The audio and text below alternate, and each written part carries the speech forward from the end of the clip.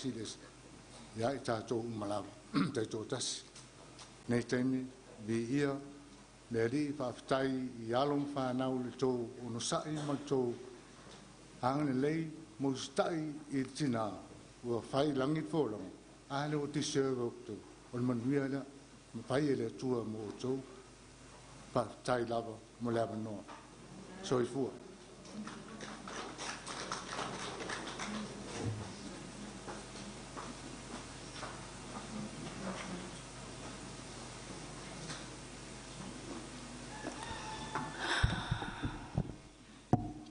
Ya, mua ona katalofa atu I le sual whawhenga inga taulangi whapea I tupa ese le Molimoli le ekalesia. Ya, ali ngata ilea o le wainga na lua. Ya, whapea wo mai masani talofa lava. O lo ingoa o Maria Gladys Kupa Lee David. O le ingoa Maria na whaingoa ia o lo tina.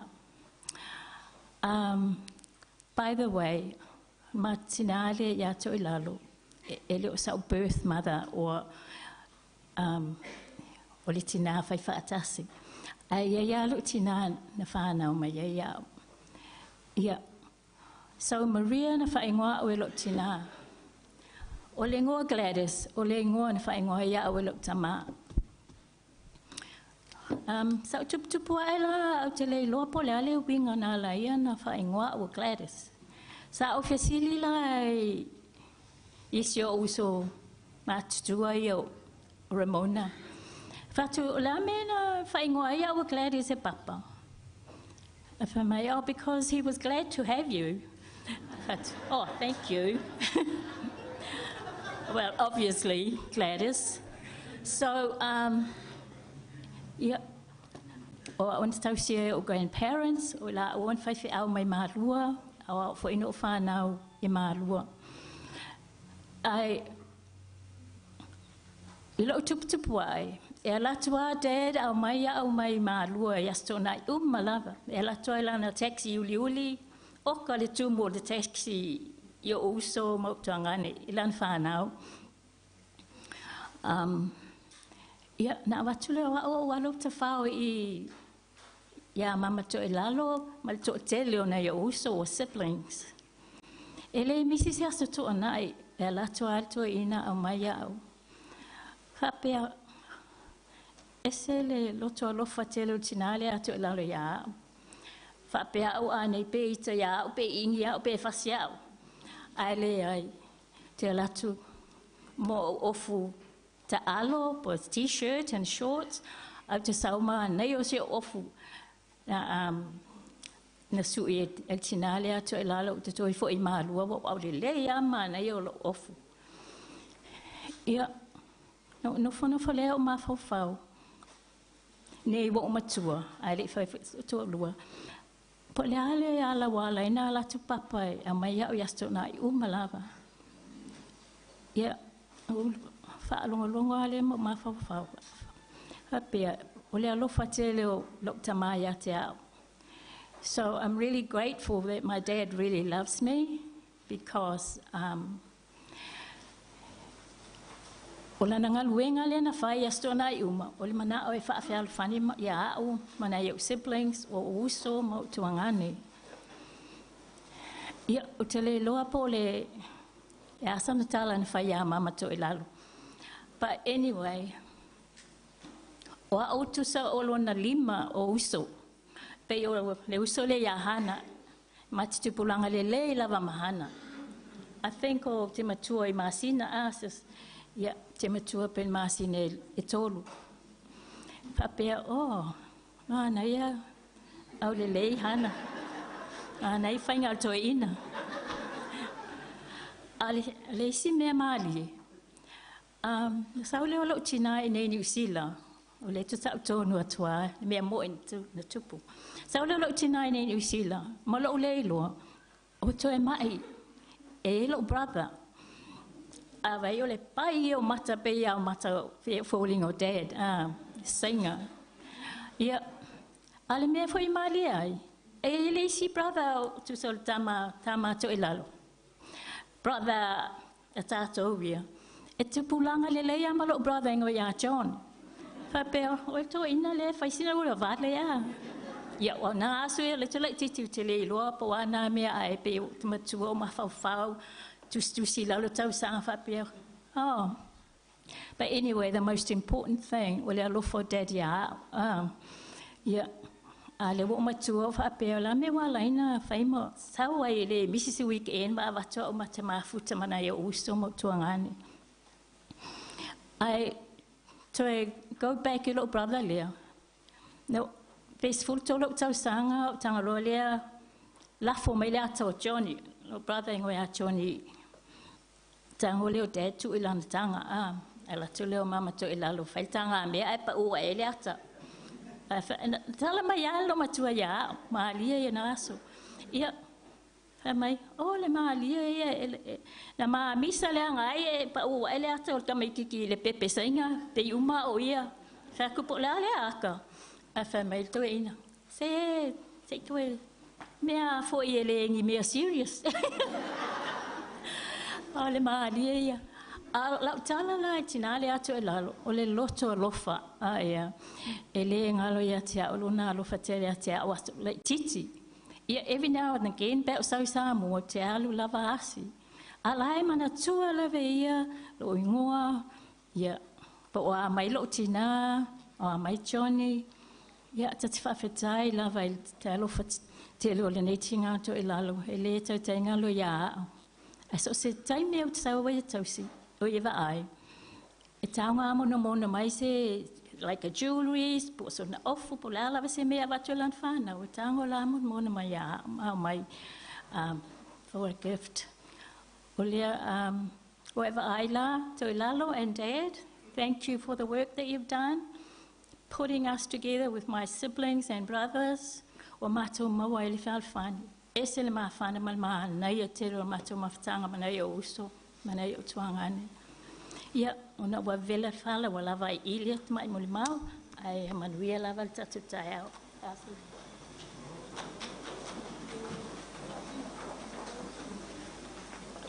ya but mai Molimoli matango fie ale tina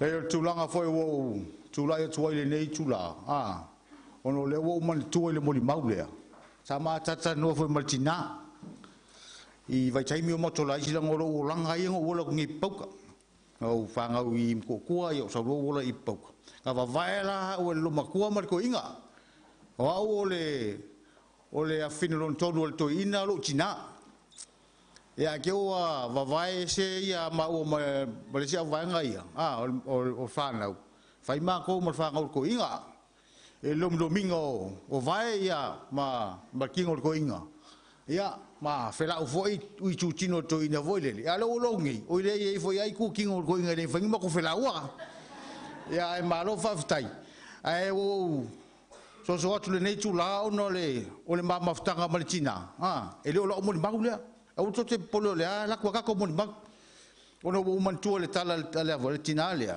po antia maria fa mai ne mai langa le ko inga so le esele ia fa mai lo lang kala fa mai vai o ki popoli o lo o ma o foi le me fa va uma ko de ila afe I va sala falu sul malua na maliwasi si Motootua mai ya fasila check up Vincent Lee ya e malo le so le fa malosi ya te langona foi o vela le fala ya e fa ngal sul me pere tu mon mau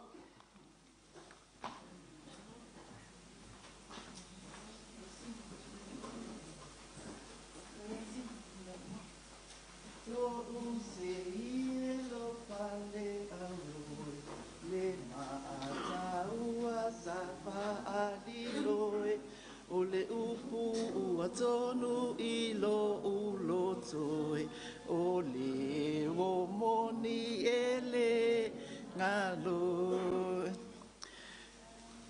ya e mua on o fatulo watu le pa ia le malu le au fai ngaluenga le atua le sunga le taitai le pa ia ma le malu fa ta fal ma I tupu matamali Palo polo tofinga le mamalu a inga ngalua o whaatasi mai nei taimi. O te whaftai atu foi i le whanau a Toilalo ma whasila. Mo le awanoa, mo mātou. O lea o te tiritiro atu. I sio ainga a laa. Tau mawhai e whaapupu le Molimau. Ona ua vela le whala. E whai foi o lea. Ai manatu atu foi. Ai o te whaatulau watu i le paia. O le whata whaale mauta. Whaftai lau sunga le taitai mo le awanoa. Whaftai le whanaua. Toilalo ma le whasila. Mo le awanoa. Tuina mai mo mātou. O loo ingoa. O Leota, Sofia, Falemaliu, Wili, Ngangu, o ungo fofo i de sainga. O leo te titilo atu. Loa fio mai i se tasi sao le mato ainga. E fio ngai ama wala i wao pepe se yuli. O le fo i pi i ma se yuli i. A le fo i ma se yuli i. A la faila Molimau. E winga le tina nei o Toilalo. O loo tama. O lona tua fine lea. O le tua fine lea o lo tama. Whamausili wili. Whamausili tua pola. Ai o le a amata la o Molimau.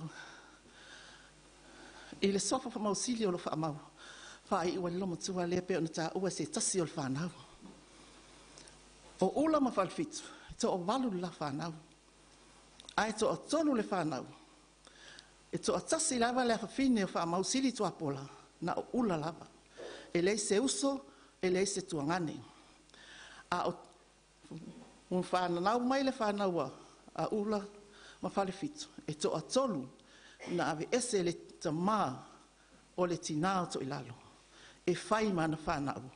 Whai ui a Falemaliu se io o mai ale taiminei. O lo tamā o le ulumatua, o Wili, po Wiliamu, po Ioane. Falemaliu, so Falemaliu. O lona uso, o tua apola, ni le soni, Falemaliu. Ma le pele a le toina, o Toilalo, Falemaliu, Jacob Lee. O le sa o loto lona olanga, le whainga le toina. O le awhai atu la o Molimau, e winga se matou mawhtanga, o matou mātua, ma le tua fine o le matou tamaa. E whapea se ngona, o upo Samoa, o upo tuu, whaalongo, waai, tautala se tulou. O mea la lea o le a o Molimau e laso nei, e le o ni mea whaangongo tangiao, pe on ta ua tangata. O mea sa tutalinga mai, e o matou mātua, i tutonu, i papa i ta u, la lau, i malihe. O le tala a matou tua a, o Toilalo, o se tangata sa o loto, e whainga le on tamaa, Falemaliu tua pola. E le tango e whaise fe au, e le alo e whaise mea ai, pe on ta ua se tasi o whanau, e sa o loto. A musu ai alu lea onga, e lea onga lama. A alu lea onga le whaifi au ia pētaia. A e sasa e pētaia, i le saulo ma le maa whai, na maa tusi whai le toina, i e kongia koe inga le konga kongo. E le koe alu se a onga. E sa o loto a Toilalo ia. A o leo langa Toilalo pei o na ta ua le matou tamaha. Se i whaapupua. E lalo le wainga. A ta maitai matutua le matou ainga sa Falemaliu. E taitai le tina matua le matou ainga. E ngoi a eme. E le mawhai o na sopo ese. E wa ai e lesi teine matua lesi teine. Pape nā le whea lo whani o le matou ainga. I papa i tau. Ai ui le nā wa ainga. Na wa ai e tina mata maitai matutua. Matama o le matou ainga. O masalo le isesi o le whanau oilo.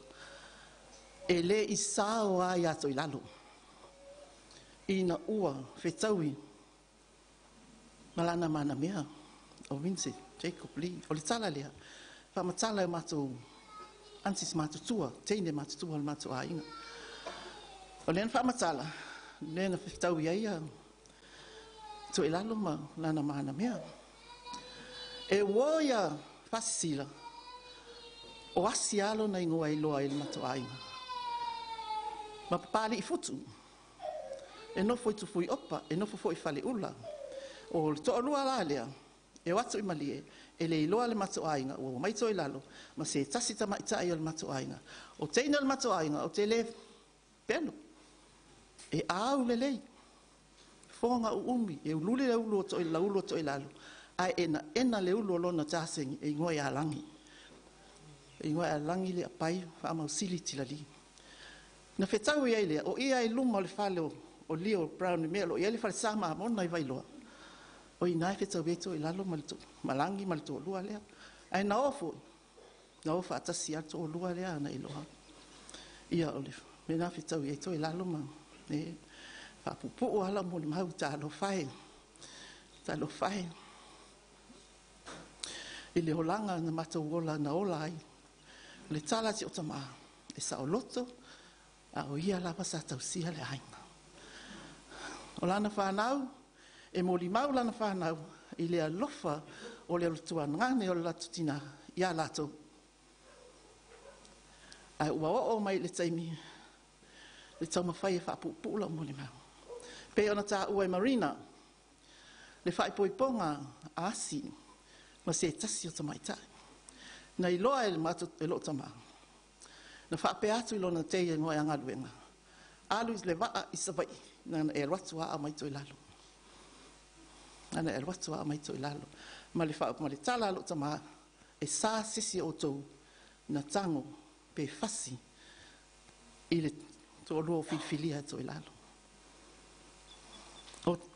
E sau Toilalo le ainga o whasisila. E matua I la fia I lo whaise mea pe unta ua se tasi o whanau. Ka wale whale ka la ka mahalo kua mua. Ua inga sa wale ki ngā Toilalo.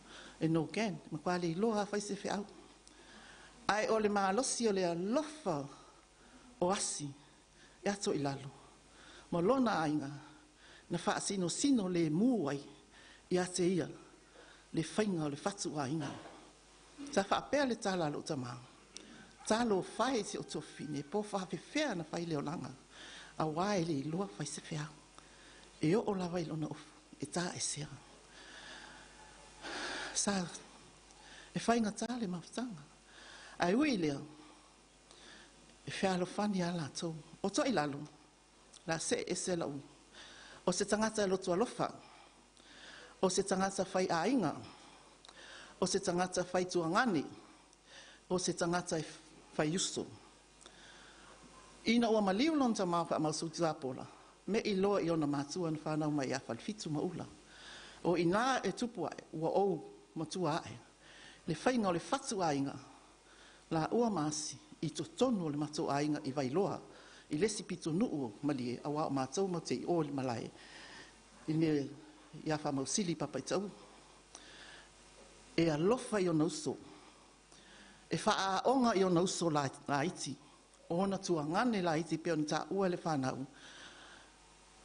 E alu ama ave. E su e Vincent. E asi le ngaluenga, e whawhai ngaluenga ai. E tele nau na wa I mea leo langa Toilalo. Na tu upu mai matu talinga mai al matu ainga. I teine matu tua al matu ainga. Safa mausili. Mana matu tamaha. Ai le ngata I lea. O lona tinha o ula. Ai amu ia. E ui na ola se o langa sa o loto. Ai tele me le lei nana ia whaia. E sa oe se tasi o le whanau. O toi. O toi lalo. Ia e lalo le whale o Marina. E lunga le whale o. Ia o wai mate o mai. E tuli mai mate o le matama. Ia sa I isi a sa.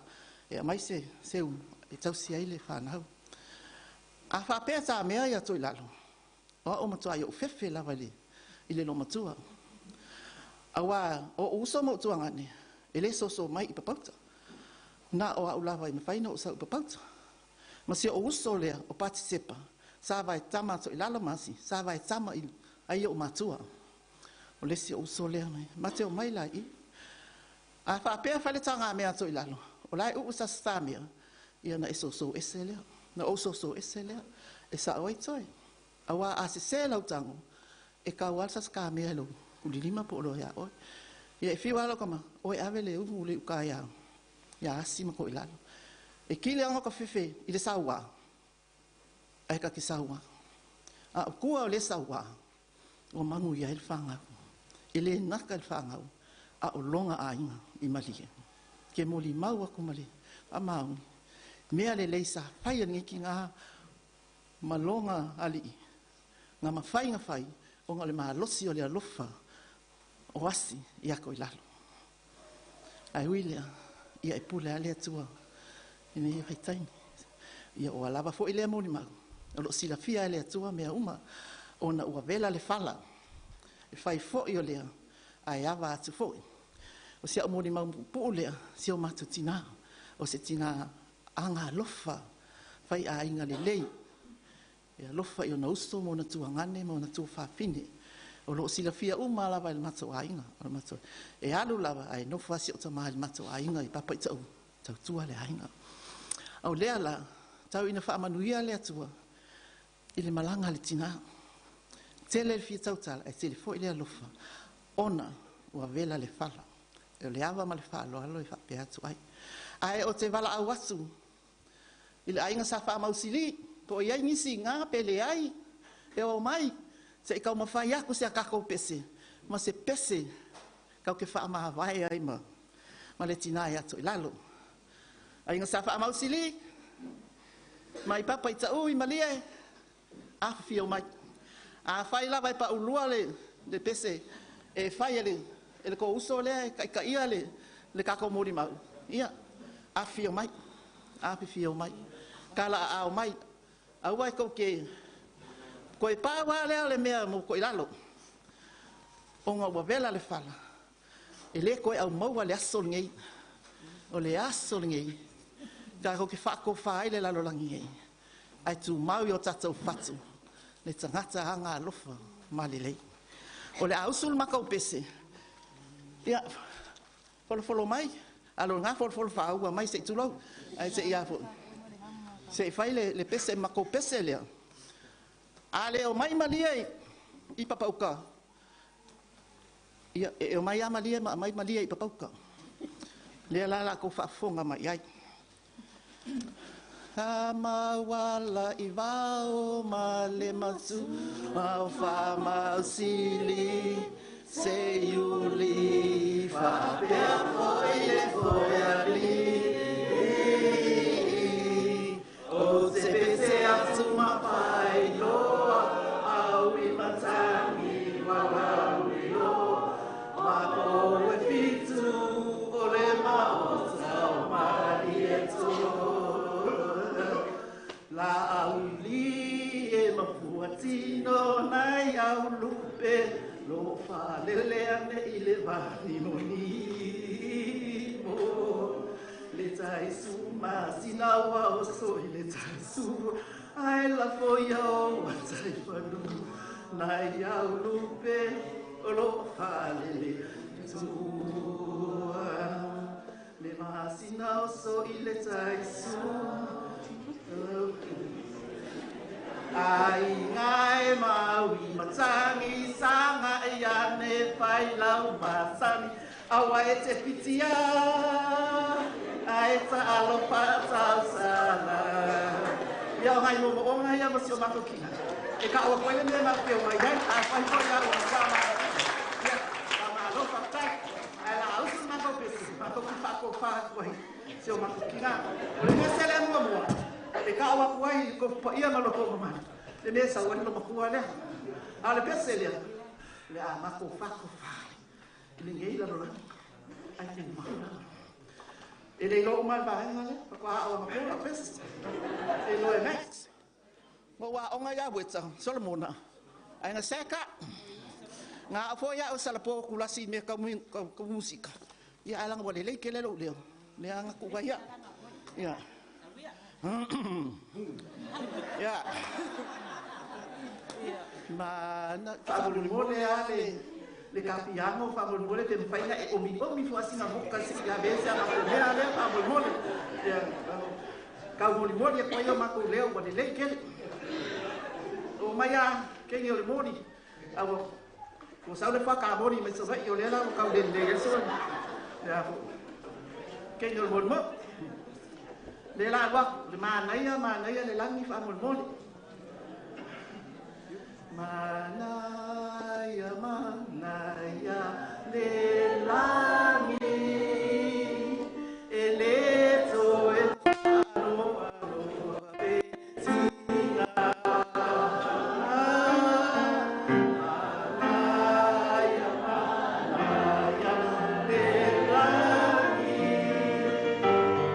eleto yayo.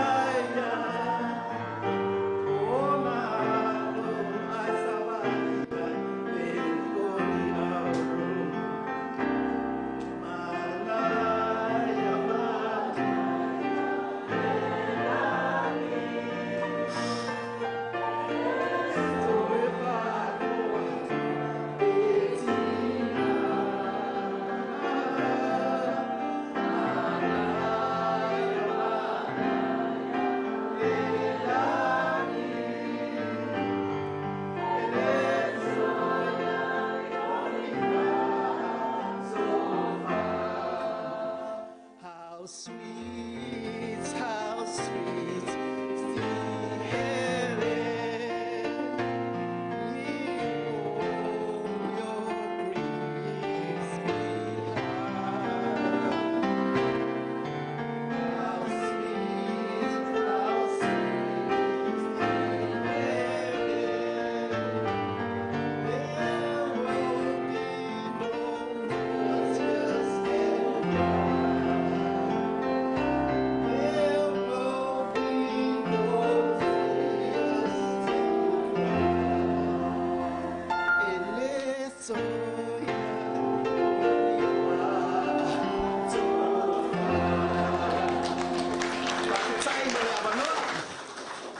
Manuia le malanga, e tina.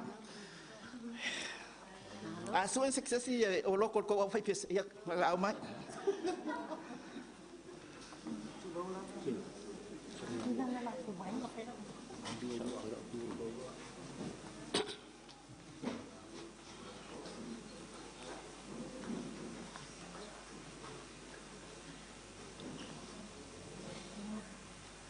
Ya, malolon sai. E mga kumaulunga so o fa peda. O le kengi ngana ko ngai si manang pesi. Ya, ole. Ole so si o kama fa nga o si o kofingira. So fi fa mausili. Wala si le fia ro ngo. Si mga ai e dia fa lua. Ole ngo le so kama kengi de. Siu kama whārua whanga. Ele umise Molimoli. Pāware ngā ngau pai e rei kūre au arma whakanga mariki ngau ko uare. E ainga. Koe ukai a whonge e ainga. Tinarea koe lalo mananga whanga walala mai. Sa mako ngongo whakasi umai mali e nganga whawhai lele mako. Ne vai kaimi o sauai me whae whamai. O aso o mativa nga. Ele kangorima. Ele mga kumaulunga lea la uma marfa nga ko lalo I o inga. Sama ko ngofo fakasi ele kupoko la po or mako ainga sai. E se foi maka ngo fio le vai tau. O me faira o kara wa ia wa I buka ape ape. Ko ya o le ngofo la inga kamingi. Il mako mafkanga markingare. Nga vea o kingare ma fasilali. Mai kaimi ia whareolo fo e ving. Whareolo e sa kufa ku ufai. Nga o ele si o anti lea ma. E whakauro e wala auri e la ua. E kasi sai whanga malo. Mana kasi sai malie. Whareolo la lea, o aso ia. E ele pepa kreis whalero le ure koe sau. Lang muanga. Kamalanga e ki whakawhano makua. Mako yai e fala me o mo wai markala no mo ko kia ke whare kupe wai e mai me o loa whai o kau renka wale asonga. E lako lalo makua e se ke o lo makua. O inga e se lo whawale. O mai aka ngaka o whare sa uofo e se whare a wholau. Ai rumangi at whare loa. O ki whare loa ia whakarongi. Ai au meka mai ki ara kolo makua e tinale. Ia angi e ia o ngā mai tau. Ia waro loa so i fuanga i o kele si o mako ai. Ia ka ape o le ngisi o aku se voi o mai ngai. Ia whapenga fo koe fo i mai la ko i. I mea rero i e ngei le awa o i wale so i fua o tinale. O se o langa sa ka mawhai aso ia. O se ainga fo i tere ngā wā ora o resko ke kasenge. Whapenga fo i lalo ka maa. Ia ngā kasenge le loisi kua.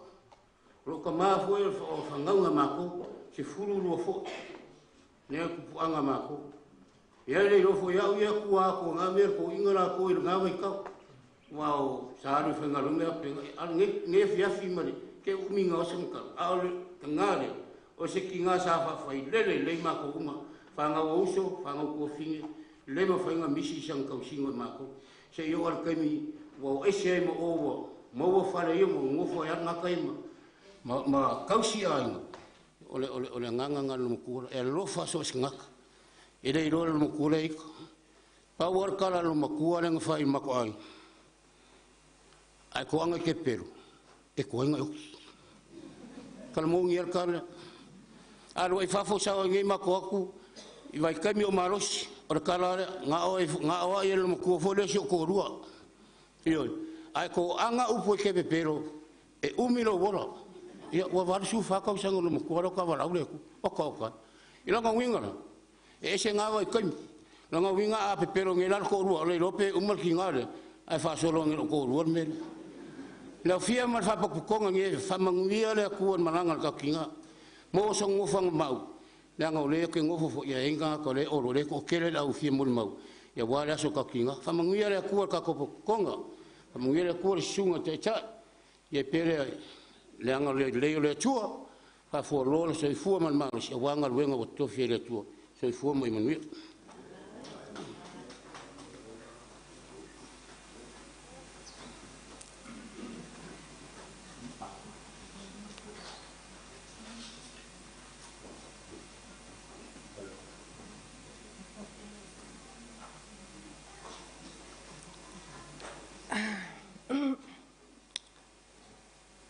E mua no whaatalo whalau sunga le taitai. Whaafenga inga tau le lang malau whaltua. Whaatalo whaatu foi. I lau awa. Whaatalo whaatu i le kalesia. Whaatalo whaatu i le paia ua e ema. Awhio mai a inga na lua. Lo nga ngai ye fa manu atu ile ali me uma foi tonu ya tia ye fa manu lo na swafa pa ia lo nga ngai ye fa manu atu ile ali awa foi ne ngalo se metasi o me alofa o faisi va o ngalo foi manatu o le lona se fulu le ne wasau ele ia o mai le tamai lunga atu o lo i Australia o lo tangi mai o le tamai lunga se fulu sultasi tama na wi ile o le teini fie fai se tala ona o te lona se fulu o se numero o te le talton be unlucky ona sea mai le to se fulu lua le whanau le lo matua o anu whaatea. Sawa e tama e lona uso lai titi. Tau whaoa ema. No whesili le siaso. Mama, mai le se fulu loa lau whanau. Ai se a ua, wapai ai a. O le upu mai le lo matua. Taimi tonu lava na e whanau ai. Sa avea ule. Batul manu malu le atua ta oto tua o mata Mea mata uma e lua. Ona whai mai le alfoma. E tatau ona whaate alau tama. Te ua e tau aso. Hau whai atu. O le mafua anga lea. Ma i oi. Na whaate au le lua vai aso. Wa whai fo ila o whanau ma o tel tonu. Le mwhai ona o whaate a sa utama le lua vai aso. A whai fo o le tala lea o mata. O whai atu ia mama. La mea na le pepe i loa tu o mata tu lo. Nga koe a mai le oa.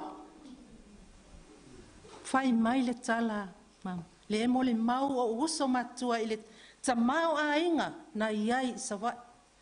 O lona uso la ititi. O ia lea peye matua ai ia i lato uma. E ma naia foi tala anga o lona uso lea. Awa le taimilina e matua o mea uma ma mea lei a Vincent ma Toilalo. Sa ta pena ele o langa o lo tina le o tausia. O le tala foi o oe o se tanangata e laki. Awa o le sawa o le lomatua o nal saina a o oe tangata e laki. Awa e whaingaluenga lo tina e whaingaluenga le le lo tina wai ata mai. Sa avel toi ina ma le lomatua i le a onga. Wa o mole mau ia tūlanga o nana whaai poipo e mato ala whaanono a o leo leo.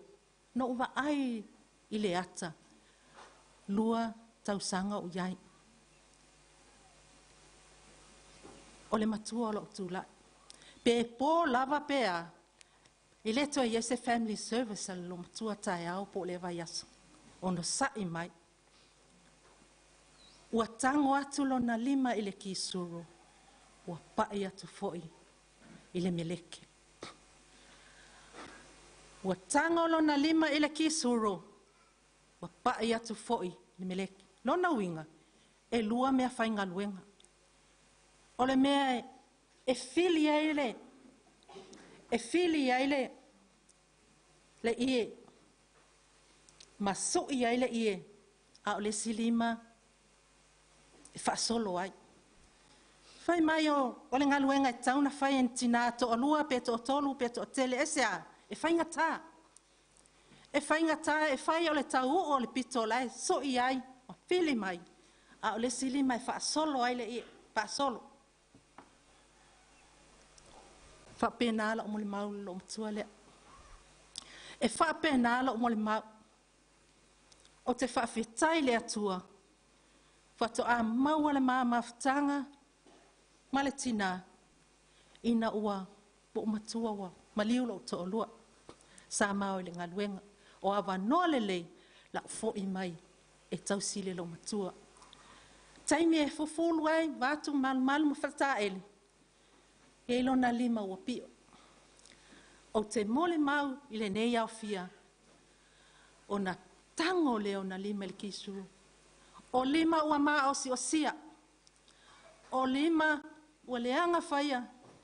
I le whainga o le ainga. Tau singa al fatu ainga. E falsal nei. E batu lau whaftai. Lau sunga whawhiangainga. Ona o le neia wanoa wha auro. Wa mawhaina ta oto le mātou tina i lai loifo manu ne. O te manatua. Au ngā tupulanga ma au ngā whengainga na auto waa mai.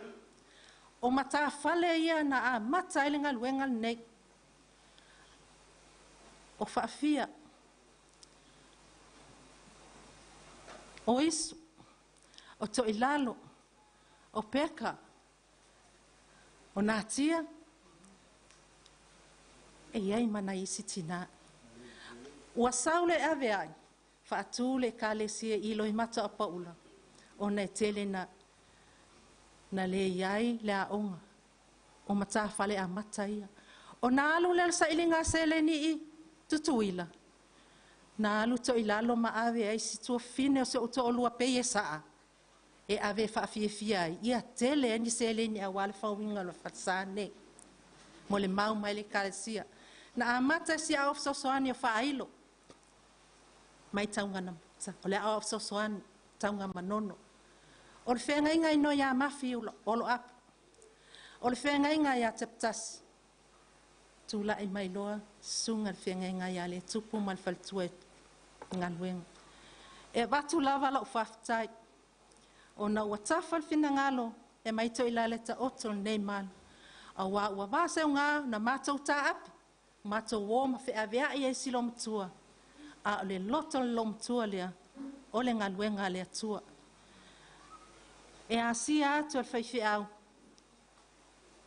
mati a kono ilana fa mantunga ia o tele iai a o upu ia na ia usu a latu si ti a kono e fai ina oi whara nei tene po se tolu pauna pea fai mai mama e fo e iloa tolo matua e pe e omo le si pito le apa po le a le pio le lima na eu lalo o ina ilo ai e manao le lo matua e fai mea sili e manao mama ile fai mea sili wa uloa wa vevela le fala o te le tata tuli pe o te fafango ia o ele pele. Whaafetai lo whana wina wa. Whaafetai i le ola. Whaafetai o mea uma. O lo iai le atali o lo iai malua. O lo tangi mai le fia awai. Awa o au ngaluenga foi. E muli mai a te oi. O le whatuatua e alofa i le atua e au tupulanga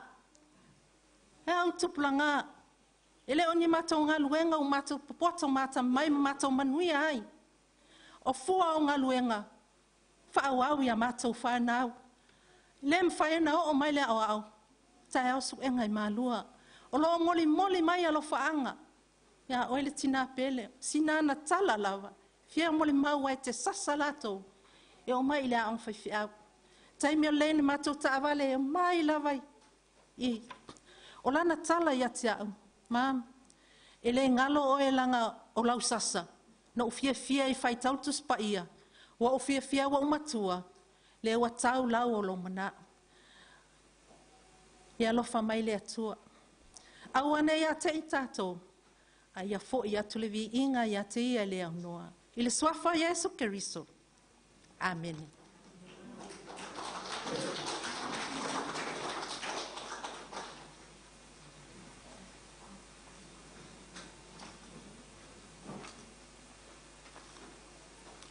Malo le lava papale malo foi le onsai aftai le faletua malo lo manu malo mo le mau matango fie. I do believe there's a lot of our families from all over the world that you spare your times and your quality times with your loved ones to be here. So I do believe a lot of the grandkids from America, Japan, Australia, New Zealand, it's pretty much everywhere. They all try to make an effort just to be here to witness the last time with Mama. So I believe, you know, I acknowledge this, and I want to give you guys the opportunity if you guys want to say something. Because the reason why you guys are here, I do believe, because of this old lady here, or grandma mama, play a big part in all of us lives. So, you know, I'll give this opportunity to the kids, to the grandkids, if anyone wanted to say something. And after that, there's a songs. It's behind this program. So after the grandkids, and then we're gonna, you know, whailoa atu le ainga sa li, ma le ainga sa ma wala iwa o, ma wha mausili, ia wha pewa ka koe karisia. Ele mai whanau o Motootua. Ia, okay, mo le avanoa, thank you.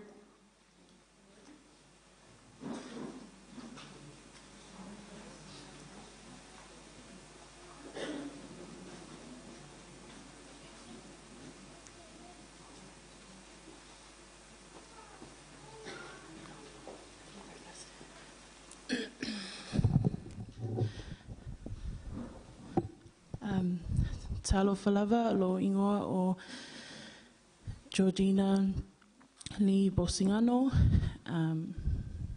I am one of Mama's grandchildren.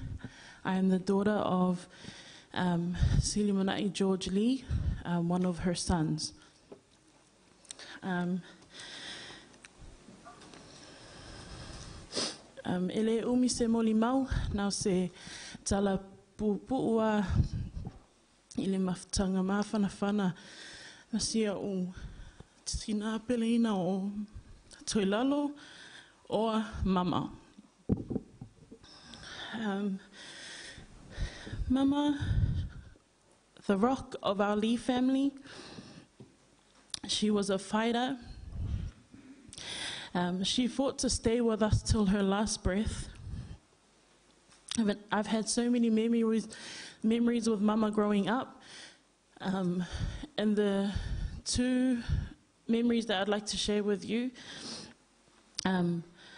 is pretty much her wingers that I'll always remember. One of them is Mama being very clean. Ositina e tū mama. And I want to emphasize this because she gave us a hard time because of this. She hated mess around her. She would oke if she saw dust from wherever we were, from dust around her. Everything had to be folded a certain way with Mama. The kitchen was never messy. Even if there was one fork or one ipu, she will fill the sink and clean the sink. She didn't want anything standing in the way. Whenever we served Mama's food, she would make sure that everything on her plate was clean. You know, the crumbs that are on her plate, she will never give your plate back with crumbs on it. She will dab her finger like this, and I'll wait there for 20 minutes until she'll give her plate back. She'll never, it was like she cleaned it with a cloth. Even with her ipuki, the tea bag inside her cup, Mama will grab the ipuki and make sure there's no drip of tea inside. She'll nguki the whole tea bag in her mouth and make sure it's dry, and then she'll give it back to me.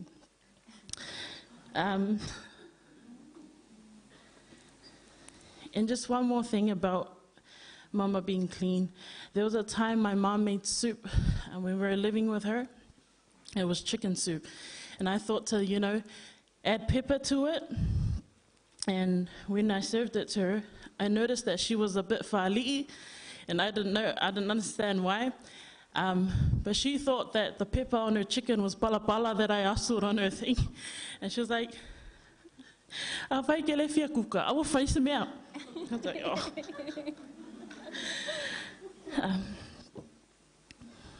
Mama was such a strong, independent woman, very stubborn. She didn't like being fed. She didn't want help getting dressed. And when she would walk around, she didn't want anyone holding her or supporting her.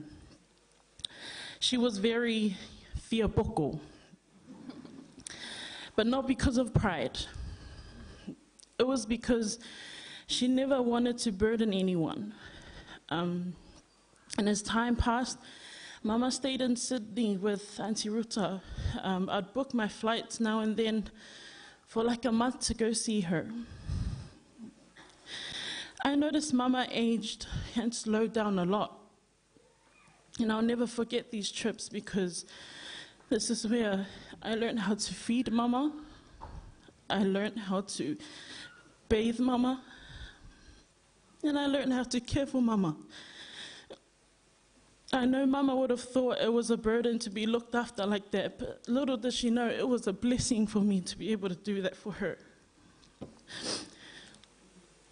I was blessed enough to make it back to Samoa a few days ago to see her alive one last time, to feed her, whakaele her, along with Ella and Crystal, who couldn't be here today, to Molimoli. But it was a blessing. Mama fought till her last breath. Mama started forgetting a lot of things. She forgot what day it was, where she was. She forgot the people around her. She even forgot her name sometimes. But one thing I know, that's just the harsh reality of dementia. But one thing Mama never forgot was Jesus. This woman was our prayer warrior. She made sure that we knew who we served. Mama made sure to let us know, God's love, always rely on him. Her unwavering faith, her love and prayers are what have shielded us and protected us till this day. Mama, whaftai mo mea umalawa wa e whaia mo au, marua inga. Thank you for my dad, Mama. I promise to look after him. And to my cousins, my aunties, and my families. Lototele, Mama went peacefully. She's no longer suffering. But if you want to see Mama again, live a life that glorifies God and seek him. 2 Timothy 4 verse 7. I have fought the good fight. I have finished the race. I have kept the good faith. Falemaliu.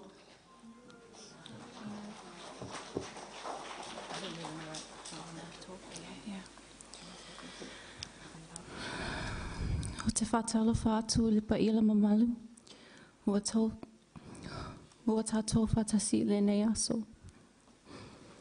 Hello, my name is Gloria. I'm the youngest child of Mama's youngest child, Rutali and Chok, Motootua and Chok. This is my sister, Grace. Today I stand here with a heart full of sorrow, but also full of gratitude for the love, the life, and the legacy of our dearest Mama. As a child, I lived in Mama's world. I spent my childhood sleeping right beside her. Night after night, she'd send me off, Molimoli, a tiny command that always came with a tiny laugh from her. I'd rush back, climb into the bed, and I would tuck Mama in.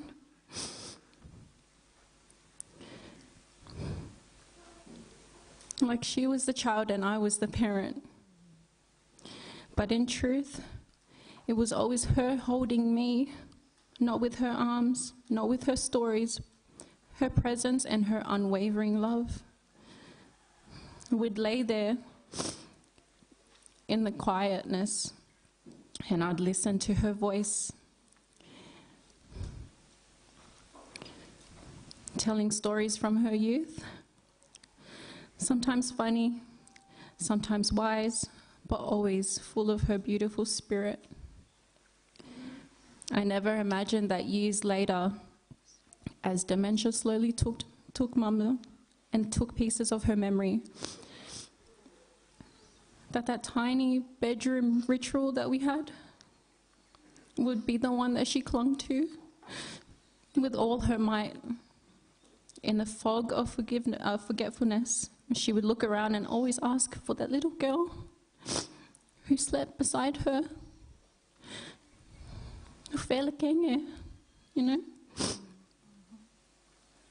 Somehow that memory survived when many other faded.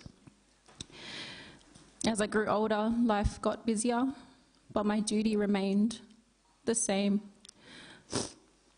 While my mum rushed to work, my after-school plans were always clear. I had someone waiting for me. Each day, I would find Mama somewhere in the house, somewhere new. Sometimes it was in her room, folding the same towel. Sometimes it was in the kitchen, trying to find something sweet to eat. Our ritual was we shared tea together and talked about our day. Or in her case, reminisce about the past that she had in Samoa. Just time, her and I. Now those memories are what keep me alive. She lives in here. They are the heartbeat of her legacy. Her prayers wrapped around my family. Her prayers wrapped our family in spiritual armor. She prayed me through my childhood, my teenage years, and through all my seasons, as she did for the whole Lee family. Mama, you were the heart of our family, the steady waters we always returned to. And though you have gained your wings now, I know your spirit finds its way back to us in every prayer, every memory, and every tear that falls in your honor. You may be gone from this world, but you're not gone from us. Your love lives in our bones. Your strength carries us. Your faith lives on through our prayers. Mama, you miss your love oi. Manuia lo malanga, Mama. Until we meet again. Whaftai lava. Hi everyone. I just want to say thank you everyone for coming from afar to come and just, share the beautiful life of my grandma. My name is Grace Kellett. It used to be Grace and Chock. I'm the second eldest daughter of Ruta and Sefo, Tumatavai and Chock. Oh man, there's so many memories with Mama. I have, since I was young, I remember Mama just always being there. But most of all, Mama was always known for her prayer life, and every time we would sit together, we always have to come together and do the prayer at the end of the day. And if anything, I just want all of us to come together and sing her favorite prayer song at the end of the prayer. Do you want to count us again? So I don't know if you know the song, but I think everyone knows the song. But Mama's song was 1, 2, 3. Yesu ela utatalo via o mai lo malo ia fai no fi nalo e o iluga ia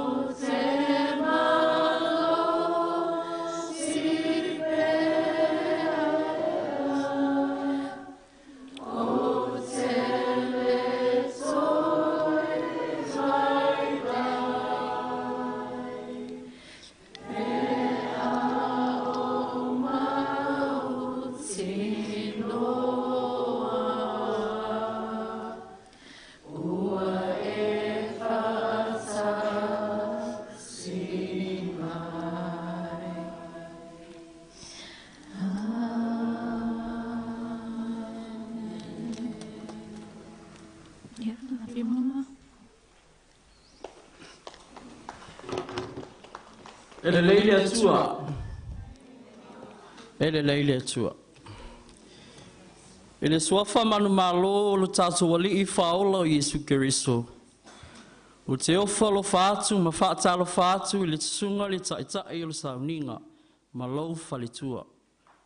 Susunga ia wao mo lātou faletua, ti a kono ma lātou faletua, le au talavou ma le aunga sā ile nei fiafi. Le paiai a ina ngalua, a e maise a inga, wo ma e masani, ua poto mai le nei fiafi. E moli mawina le soifua ngalue sio mātou tina pele, i Toilalo Fa'amausili Vincent Lee. O se aso fia le nei tātou te moli mawina ai le tele o ngaluenga sa ia whaia. Lea ua ai, ma sapi ai I mātou le whanau.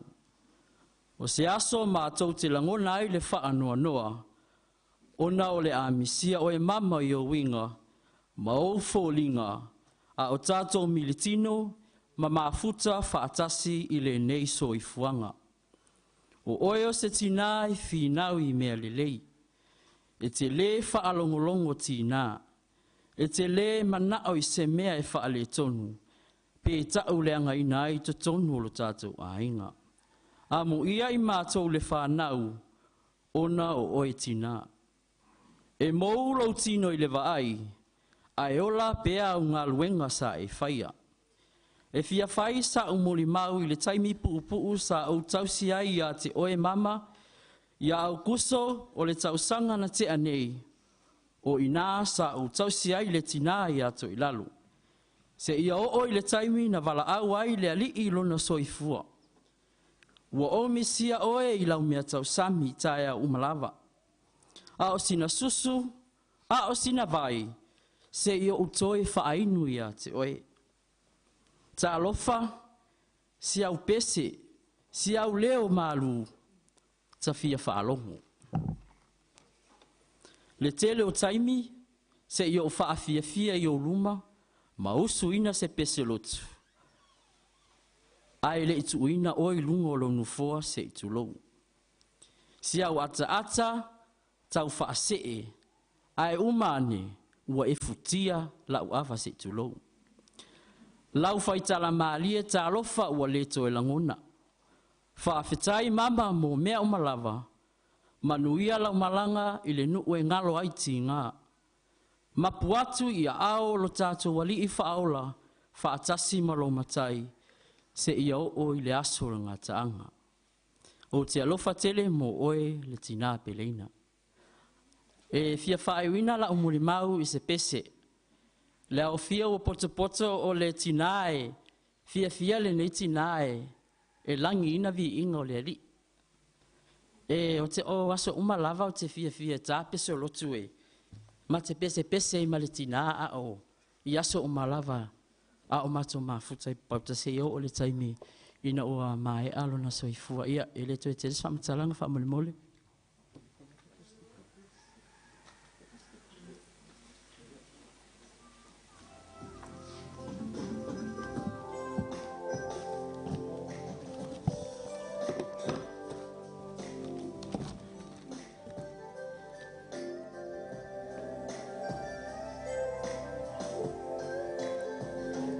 La ulupe sa ile solo ua le olo ua lele alopale ua motu si ala ufa solo manu lele olevao mai ao le sabi loloto o se la o le toafa te mapua I ona paolo le mafutanga ma le tina pele I aso e tele le ai se fai loto e pule lava le atua poto ai au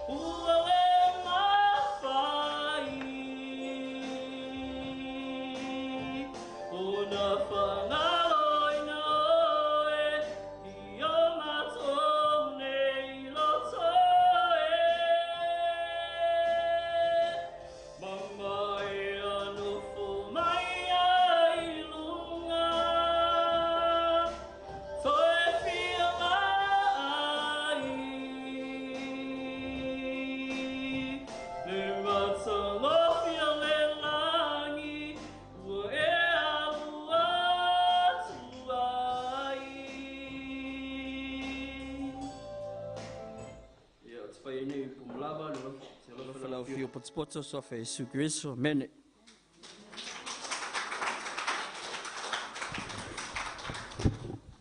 Ia talo falava nei talo fo ile taitai e me se sunga fa fengainga pa fai fe au. Ia o lo ingoa o Sina.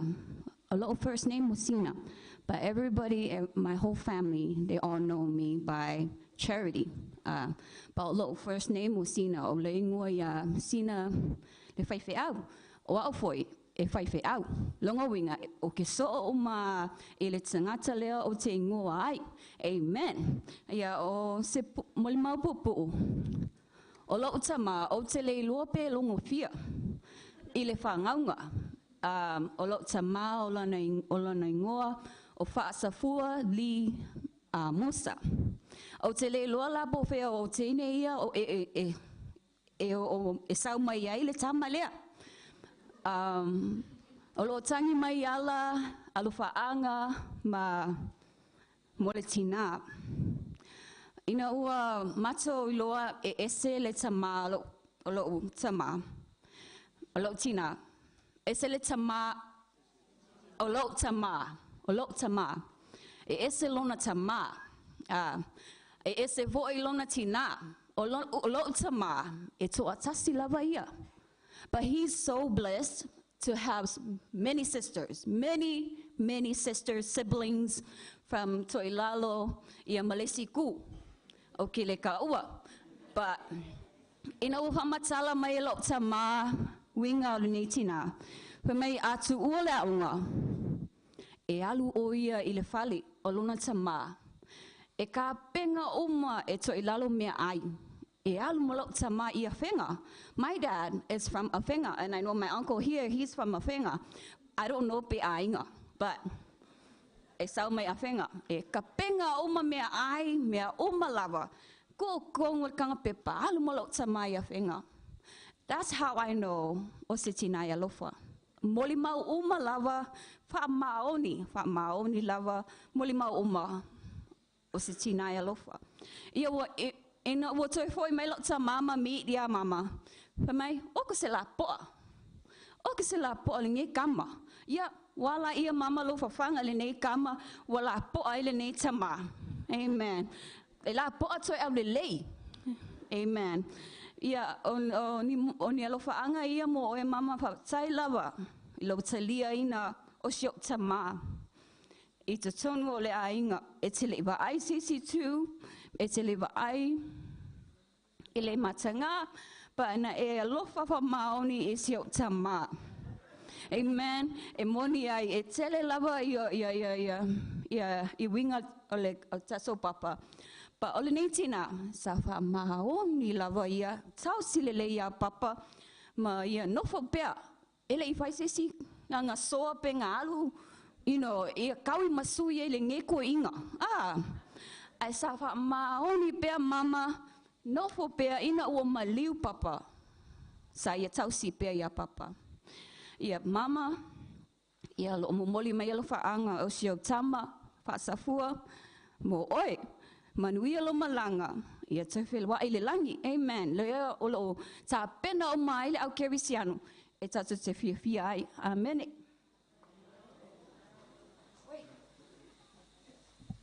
Oh, sorry. Never mind. Too much, mate. Thanks, Charity. Talofa lava ma of time mo le avanoa o la o ingoa o Harrison in Chalk, ulpo'o, or otherwise what Grandma used to call me malopovi. I'm from Australia, and my sister spoke today, and I just want to pay a little pay my respects and tell a story of mine as well, including all the things that have been spoken today. Mama was a very avid green thumb, so she loved to make these elaborate landscaping pieces on various lands, and including ours when we lived in Liverpool in Australia. And I'll just La'o Kamal o Tu'umatawai in Chok, and Ruta Lee, who's Ruta in Chok, sorry, who's the youngest as spoken, and my brother is Clinton in Chok. But anyways, she was an avid green thumb, and she in Anderson Avenue, if those who remember, she would do stars, she would do crescent moons, she would do galaxies and rings, and it just every single time she'd go to garden almost every week, these little pieces of the universe would expand. But yeah, she was really grateful. She taught me a lot about hard work, respect and for family, and she used to sneak little bits of pocket change that she used to have into our pockets here and there when she'd visit, and yeah, she loved all her kids, her grandkids, and her great-grandkids, and those who have yet to meet her. But her legacy lives on, and yeah, tai lava mole avanot. Good evening, and thank you for the opportunity to talk about my memories and my fondness with our grandma. As Mickey said, we've all come from abroad, basically because of the way Grandma has touched all of our lives. My relationship with Mama is one of, I would like to call banter and humour, and slight threats from Mama on a daily basis. Clinton, I am the third child of Tutmatawai and Ruta and Chok, and I was definitely the Ulavale of the family until she shredded me out many times.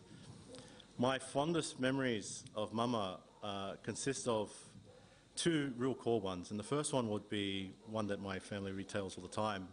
I always used to hate trying to go and having a shower, gaele, and Mama one time, while she was looking after us, would tell me, "Klingi, oh gaele, brush your teeth, gaele," and I'd just turn around and say, you go, Gailea, you go to sleep. And I remember just thinking to myself, years later, that, you know, any other child she would have just given it to, but, you know, she smiled, she laughed, and we moved on. And the next couple of days, as Harrison would say, she'd work on her pride and project, which was her garden. And every now and then she'd find, you know, meat pies, lunch that I was meant to take to school. I've embedded them somewhere in her garden, and she'd get angry. She'd report me to Mum. But I think the key thing that when I speak to every one of my cousins lately, and those that are back in Australia, when we try to remember all the fond memories we've had with Mama, is the things that she's done to keep our family strong. When she's in New Zealand, Samoa, Australia, we always gather around. We always make sure we are a family together. And I think one of the testaments to Mama is that strength and the lessons she's taught us about being a strong family, looking past everything else and just trying to embrace our love. And that's something that I hope to, and I have taken upon myself to embrace and carry forward with my children. I just want to say thank you, Mama. Thank you for everything you've done for our family, and I'll always have fond memories of you, and I'll take you everywhere I go. Thank you.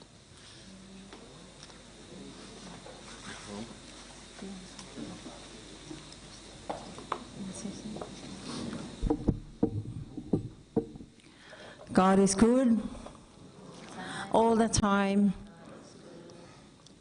Ia te whatulo watu le malu malpaia o na oa tutulai mai fo ilunga nei awa sauno malfa now. It should be the other way around. Anyhow, ile swafa malu Yesu Keriso o te whatalofa tuai ile sunga taitai, sunga whawhia ngainga, malfaltua, hapia fo ile le mamalu o potpoto mai, ainga na lua, whapea, o mai masani o na olfia molimauina o le aso fia o si o matou tina. O lo ingoa o Ruta, Lee and Chalk.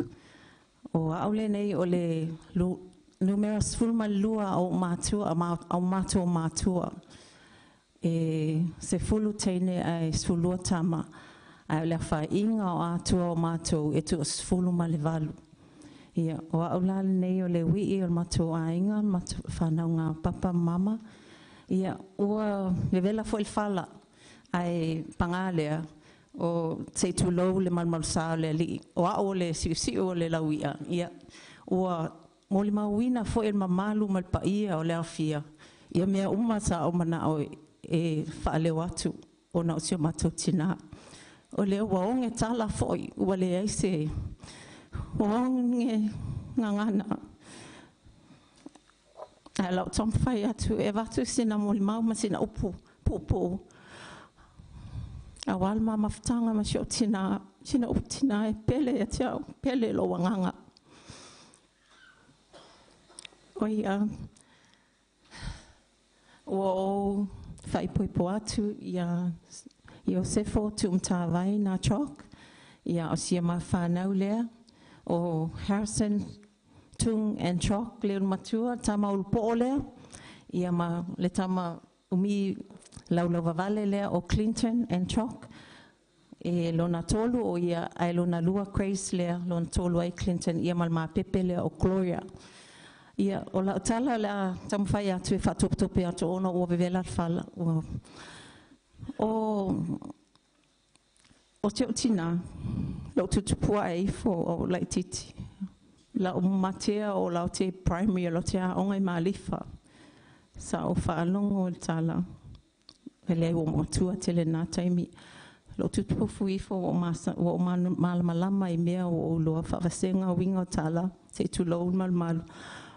Wa amei a taimi o mai tanga si o tina. Sa tuputupu foa o le pepe ma se cyst, se tulou, ma se fula. I le taimi na tau ave si o tina e tea. Na uwhalongo la tala o tina, na whaapea mai ka rene le fo mai lea taimi. Toilalo, E tatau ona ave esel pepe, ave it terminate low pregnancy say too low. Le tala si o tina ka rene ele ai. O te mana o tau ave lo pregnancy se I tau lau le iwa masina o te mana o lo o soifua le ali e tau ave lo pepe. O le whaalinga ka rene carry on le pregnancy a mom say too low.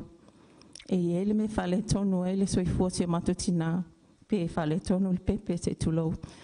O le whapea I lava lea ma le upuna Toilalo I a ka rene. O lea la, o le moral love story. O te whapea tuai mama. Whawhetai mo loa lofa whamaoni a te au. Lau pepe e te lewa ai ai. Awana e tui le tala fo mai. Whapea nei wale mawana lau pele lea. Mai siau whanau leo tutu la ea tui luma nei tō wha. O leo fōiwa whamanuia ma a inga le tua. E tō se fulu ma grandchildren. Ia ai. Whawhetai mamoli atu lau whawhetai mama lo tina e te oe. E lo lofa maloanga lei.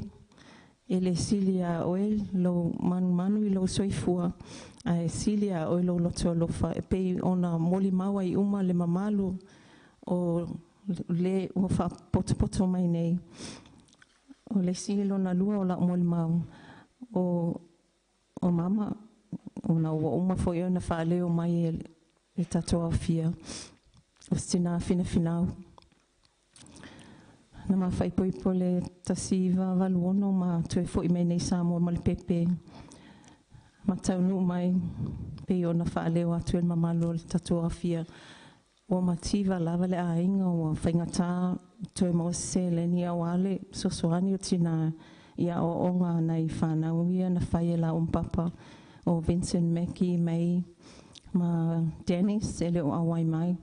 O lea la o te whaale atua I le matutina I lona fina finau ma le alofa ma tam whai ia I unia o onga mātou umanei po lea lava lona lima vai e tama whai lava e alwe whaingi nai peiking e la awatu le ofisa o le pawa ia mo mai sina tupe a wata e au ma le whalawa ma mea ai a wata mai tima le pili o le aonga ia ai wa uma foin whale watu o lea la tina mama ia manvia lau whainga malanga lo whatali me lo ali I nu lo fola ina o wata to uma until we meet again mom te alo fatele mo oe ele swafo scary so amen ai lea tope atul matu pesele me sia fana fa Molimoli lava ia se tu lo se Tina tala pupu o tamale ainga whaftai.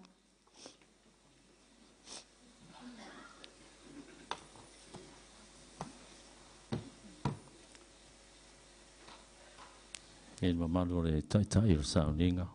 To sunga le tupu ma le whaletua. Whapea foi lau soa tau I ne a fiafi. Tei nane le lalwhai o le au whai pese. Tupu mai e mtamari. E whapea foi I le neitu o tala.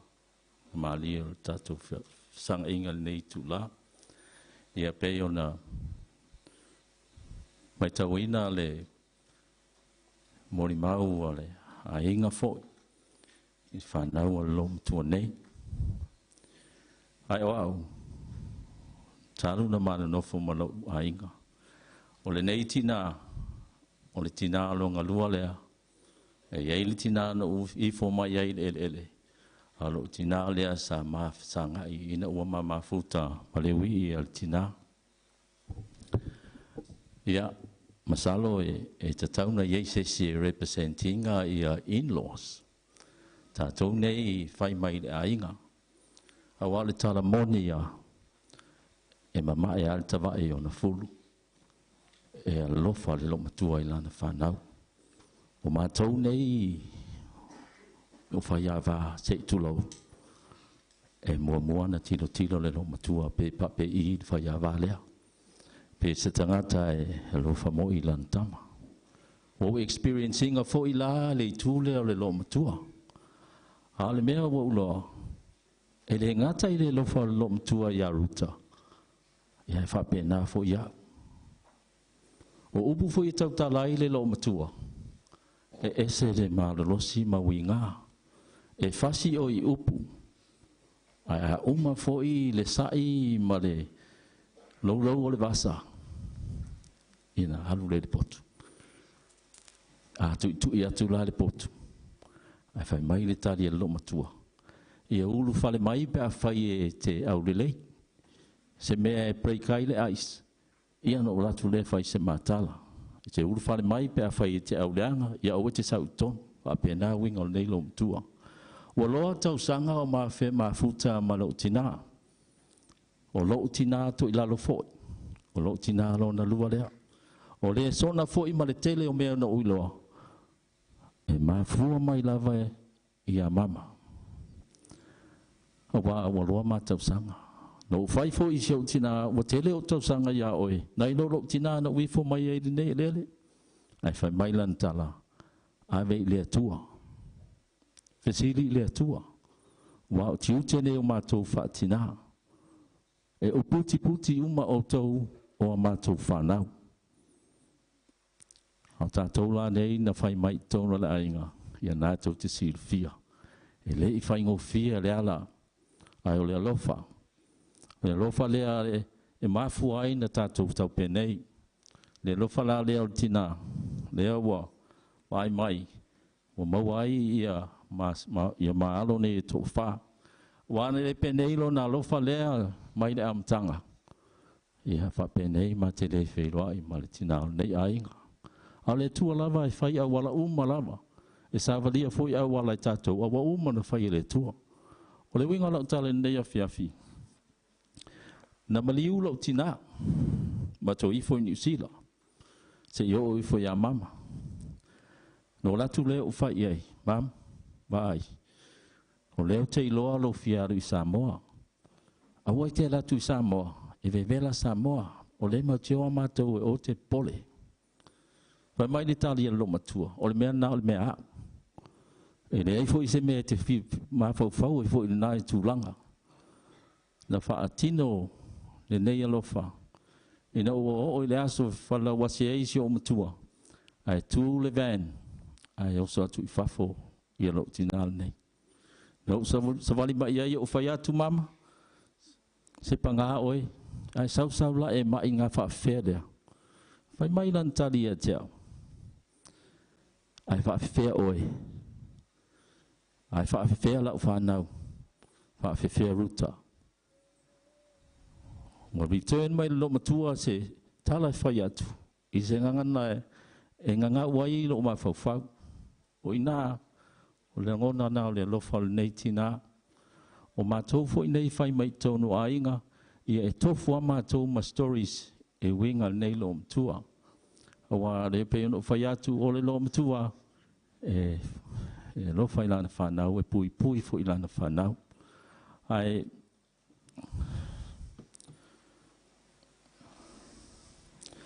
ina ua pula langoto le soifua wa mata fo ina alu lalo le la le to ina ilunga o le lo matua fia tele faitau tu spaia o evening prayers e le misi e fa pena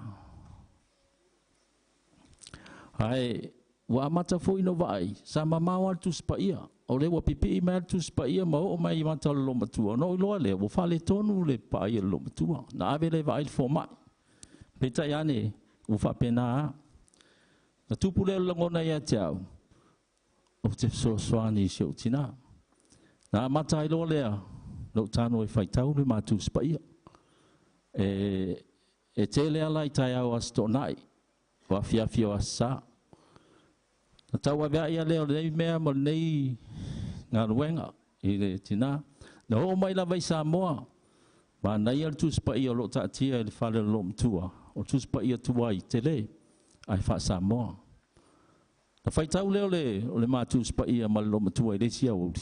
A wahai ala le teine whainga ruenga. Ia, e o loa o le se rau lua sultoru, salamo se rau lua sultoru. Na fai tau leo i ova ro leo mamoe. O lo matua e recited lo makua ia phrases and verses o kuspaia as if it's nothing. Even names. Ai salu fulore ato tal teine whainga ruenga i o le poto lo matua. Ai o lo malma fai tau ngā. Nā te aviai au tafa vai ta Falemaliu. Ai fai mai malo matua. Le teine whainga ruenga lali tuanu o potu lali salu mai o. No ata leo whēatu seu tina. Mama, i ita le lo matua ia tau, le atua ia tau. O leo wa esu ia resi verse o le salamo nei. Tari alo matua.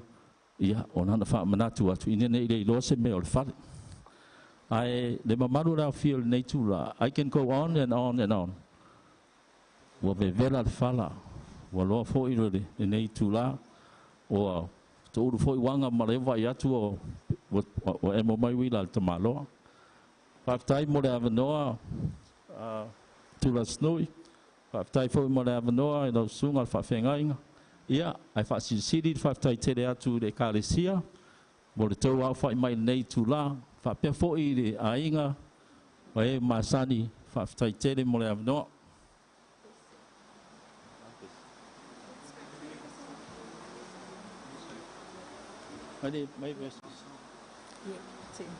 I sei su fa via tu pesele fa Molimoli lava e Molimoli atu ai macho lo fa ia mama tai yeah sweet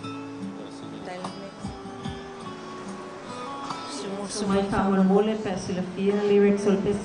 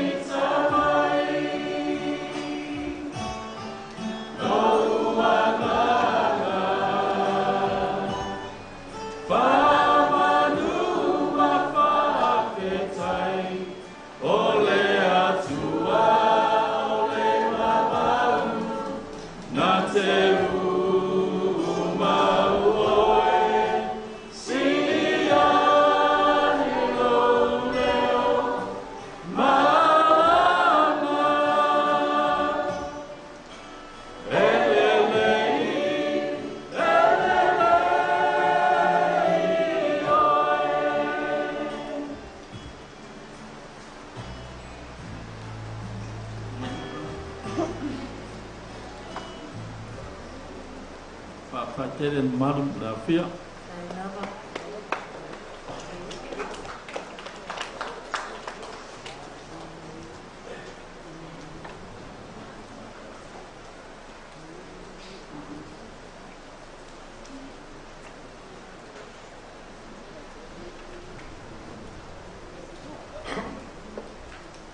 Ai le faia se Molimoli la titi mo muona fa talofa suma o na le tua te tai o Sauniga ai te ngane le paia o le whainga ruenga fa talo fo i lo lo le kalesia io tapau to se io lava le manosi le kalesia fa talo fo i le paia ai ngana lua Sam whainga le o iai si tala Sulo le manu le tua.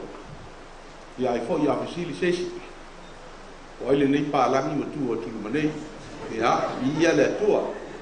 Ia. Oa. E la bea le vaenga fo ile umalole se fulurua. La bea ilo ina le fai tau no tama si mai ia tina lea man tama. La bea ila tamat. O le ala le tulai. Ona o le matango fie. O le alofa o le tua. E wha atu ina se Molimau e whapea. O le wha polo polo o le matua mo e pōgu o mawai manuia. Whalongolongo a mali toa I Molimau auso. Tua whawhine, whanau le nei fiafi. E se lava lo loto. I lau tilo I se teimi titi sa mafuta I mali tinale. O le Molimau o Solomona I le whanjao tolu sumalitasi o le whai upe sumarwhao o whape mai. E tūso o ia ma le maa o le whanjao oa e mamao a le mea mai ai ana mea atu. O laula Molimau, te Molimau I le ngā lue ngā lofa na whai le tina lea. O maua I fo I se malama lama I lo lava ola. E uina I titi se taimi. O le tina lea I se taimi I titi se tau sanga ma masina ma mafuta ai. O ina o iloa ai. Le te leo le alofa o le tina e le whapito. E tu tusa le lei, le sila to ilalo, tu lou le upo e to ia tia uie na suli mai lona la walo mai mantou na si mai. E le whapito so na longona. Ilong toi alue se atu, mo tu ua le mantou ai ngai pauta mo ua lue se atu. Ai ina ua alu le suanga o le olanga, ma bala wina I le atua, le si fo I fata fai taulanga, o ino mana tu ai le te talo le tina. O pua ia sa ufa longa I o titi sa tu fesili ai lo mafau pe mai fea. E amanta le talo le tina le whapeane ina pati ia o tau lima. A ua oso le aila iau vai, I loa lofa le atua. O puia sa u tau fesili ai I lo lai titi, pe mai fea. Leo o mautinoa mo o manino. Ina o matua. O le fionga le atua. Sa fai mata iala I lona soifua. O le fionga fo ia le atua. Sa ia whawhai lele ai le ola. Sa o le lei o le stangata na la vea sa ska mea le male maa. O le mato paipa. Ai na maliu lo si o tama. O le tamana maia. O koe sola loi o matua. O fefe I le saua o le tina. A leo o mautinoa mo o manino. O le nā saua. Na saua ina I o maua se manuia. A muia o tau e sa o sa I le saua. Mo tau pale I manuia o le atua.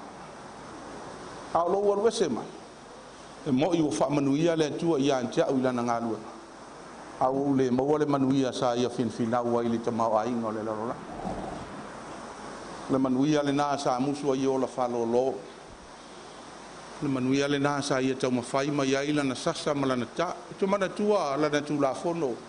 Whai a mātou yaso ia le fio maia Simnai George. Ia le ri le MC. Ma le uso le li lea.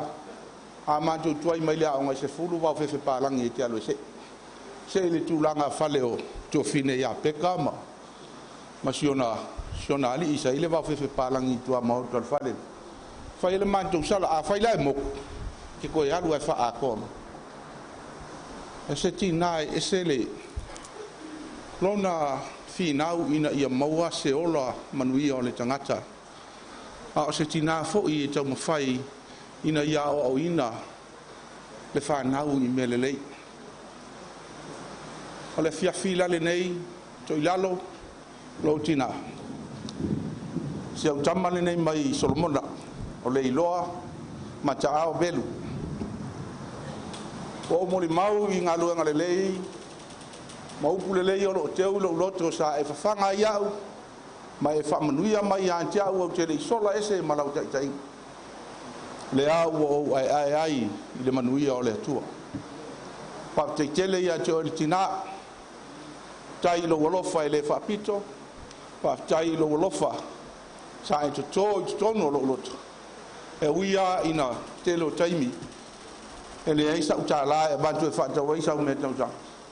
Au sila fia ele tu le aso man onga i se ngalu nga o te saulava i tamu fai.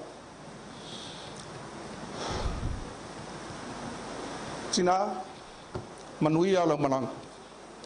O te talo pea mo oi. Pe yo lala apostolo.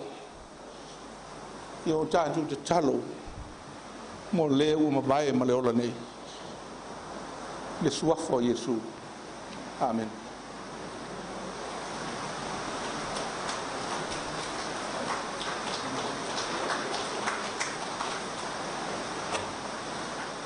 Ja.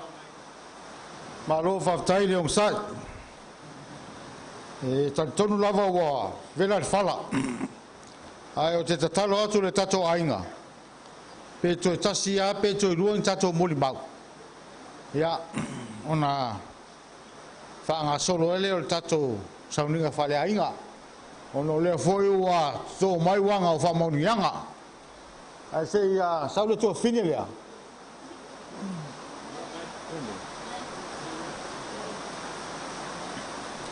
Ya se tasi foi o tina po to fine na nga foi le ka lo makua. Ya, na tu leva no to fine. Talofa. Ya tatson. Ya wo ve la fala. I am contestant number 3. O tina, o le numera tolu na le whanau Motootua. O whailangi le whaulonga.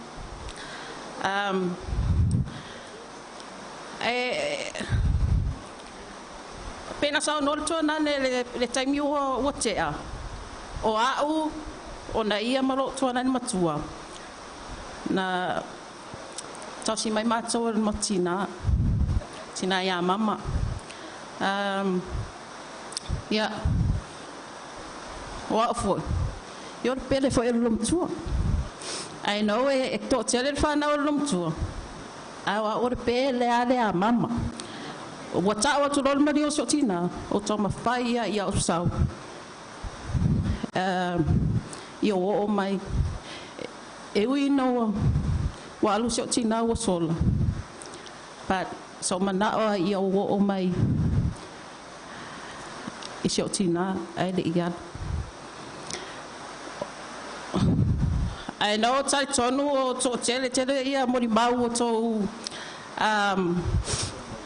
fafonga mai ai faftai ia to nan. Fafonga mai le nei afiafi. Ala Molimoli. Ia. Kalau Molimoli si Molimoli mali. Fa mali ka ko afiafi o ai aku pe o ka mo mai ka ko. Ja, o leva foi le fiafi na tama tina ia fa pe foi ia le we o tato fa tasi de ne fiafi o lo Molimoli ia so ia like titi za mata no e lo to na ne o moto atu fe out o te mana tua. As you guys go fafona o Motootua sa mata tui le lotu na mata siotina o mana tua tai meo lai titi sa mai la moto pepa tau lotu na le ao o Motootua le tina o Toilalo tu sai eseme na tu si mai fe awe ao mato. Ora volom tu le Falemaliu fai no lo tau loto. I wa te ia fai au. E se mena fai mai. A wa te fai au le tani atu me ola I se tu lo. O le tani la me ola. Ya, taso le ia a tani le mo e koko e a. Ya. A tani le mo. I wa le koko e a vi vingi pe le ngaka. Ja, o te rope te rope se nata viving. Yo te ala fe ao me ia le la tania tu le nata. I vingi lo voinga le la tangi voinga le pe Le fai tai le tangi o le si me ola se tulo.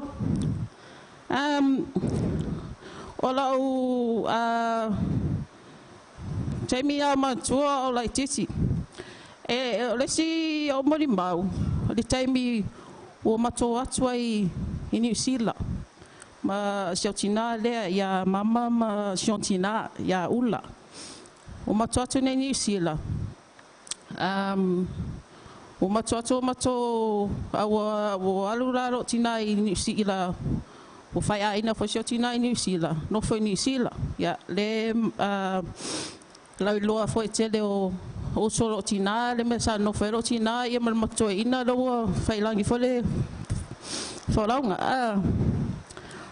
o mama la o le manato mama o le ave o matio mata fau in New Zealand a o la le aso o ta o le te mato fo i mai ai o no fo tina ma fai na o pepa o te no fo i New Zealand o isala lo matua o le isala lo matua ya o se tina am so mo stoina e la fal ya o le lo foto ina malum tu la fale o tu di fa folum tu o bana watu e le o tu tono la fale au pule mama foi na le o isala tu la fo i mai ele to sa mai ya ela se so anti I'm pretty sure le Molimau ila Molimau na fa tu tina ia tu i New Zealand ia mau ai so lu mana ia o ma fa la na o no fa New Zealand o mai so to foi mai so tina i nei ia ma le se o Molimau o le taimi o fai ero to lua a tara vola lum tua ia ole la nga senga ma o lo to lua foi ala ala vanga dia o lo senga ia lo senga o sapangi afsa mo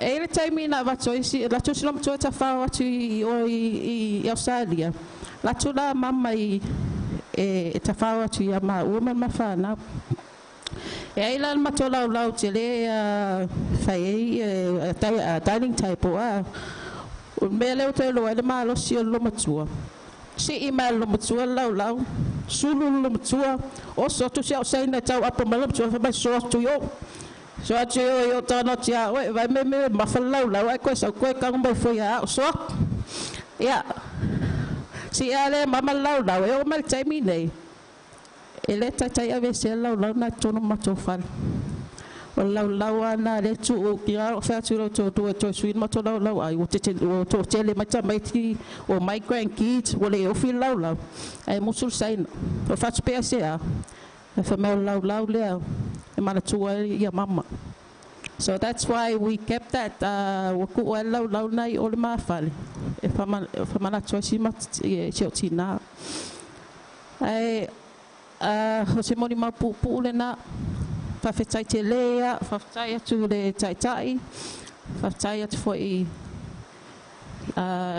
i le aurotu ma lea whai pese ia maainga. Whawhetai toa lofa i a mama, o se moli maa pupu na mam, i alu ia manuia lo malanga. Whawhetai lau tau singa. Lau tau singa ya o malu ya tai lo lofa ta tonu o e sola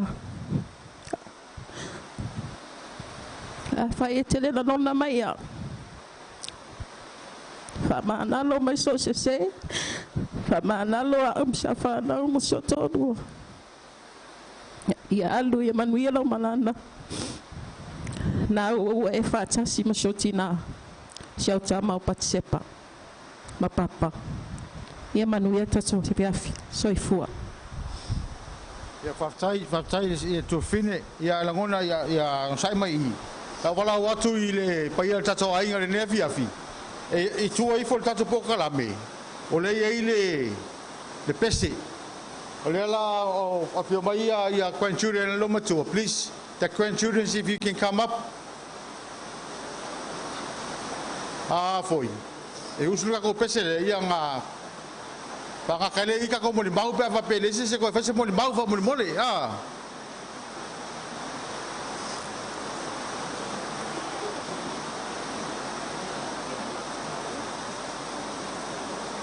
What? Yeah.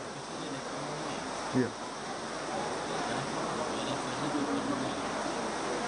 Vale, ma fa pese le ka. Okay.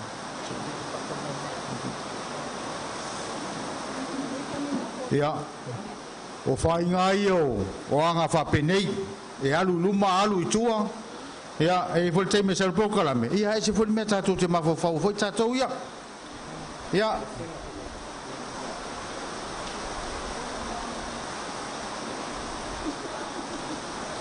Ia o mai tato ainga se usu tato pesele ia fa Molimoli ia na fa ngata le tato Molimau lana o vela vole fala e fe kau ia male malosi mo kimu e kau le longa ia fa ko leo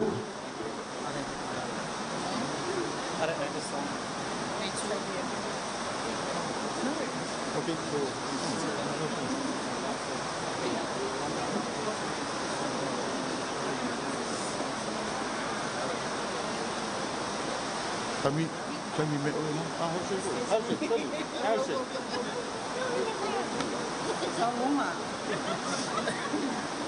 What are we seeing?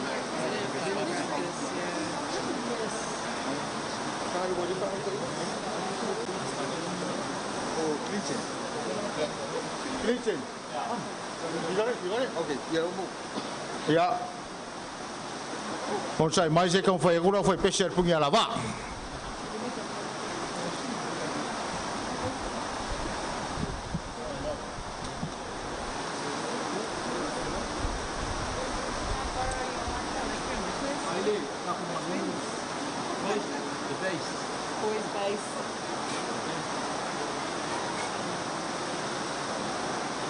Kaku. Vai mai kaku. Kaku vai pese fa Molimoli. Esse al malu, esse al Molimoli. Seki kaku.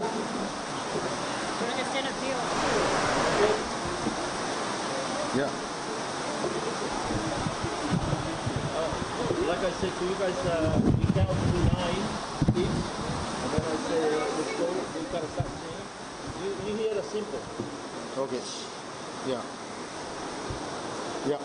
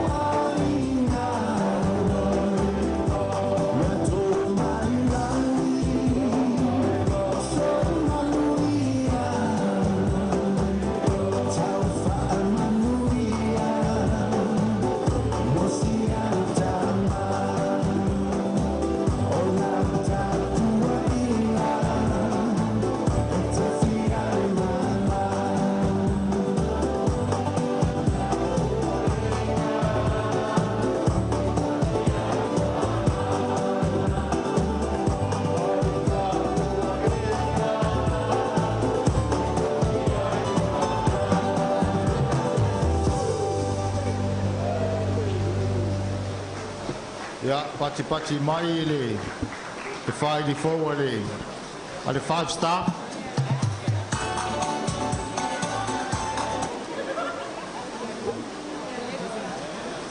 Ya malo faktai. Le tato ainga lava papale ma le onsai. Sunga foi fa fengainga ma lato awa. Ya ma lato le ala. Pa fetai le o ma tato Molimoli. Ya le la tu vatu la vano ile sunga fa fengainga wa ya le. Fa wina le tato ma tanga ile ne afiafi ile ava ma fa ralo.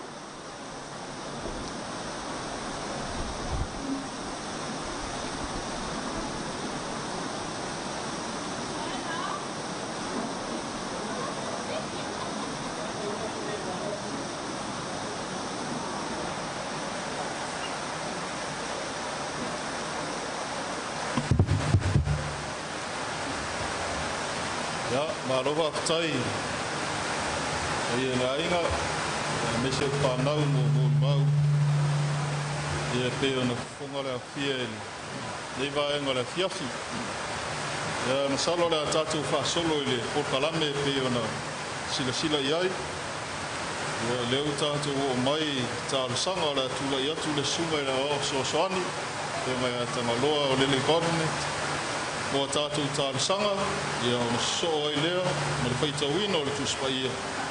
Sa nia le sunga la wao, la sunga inga samasoni.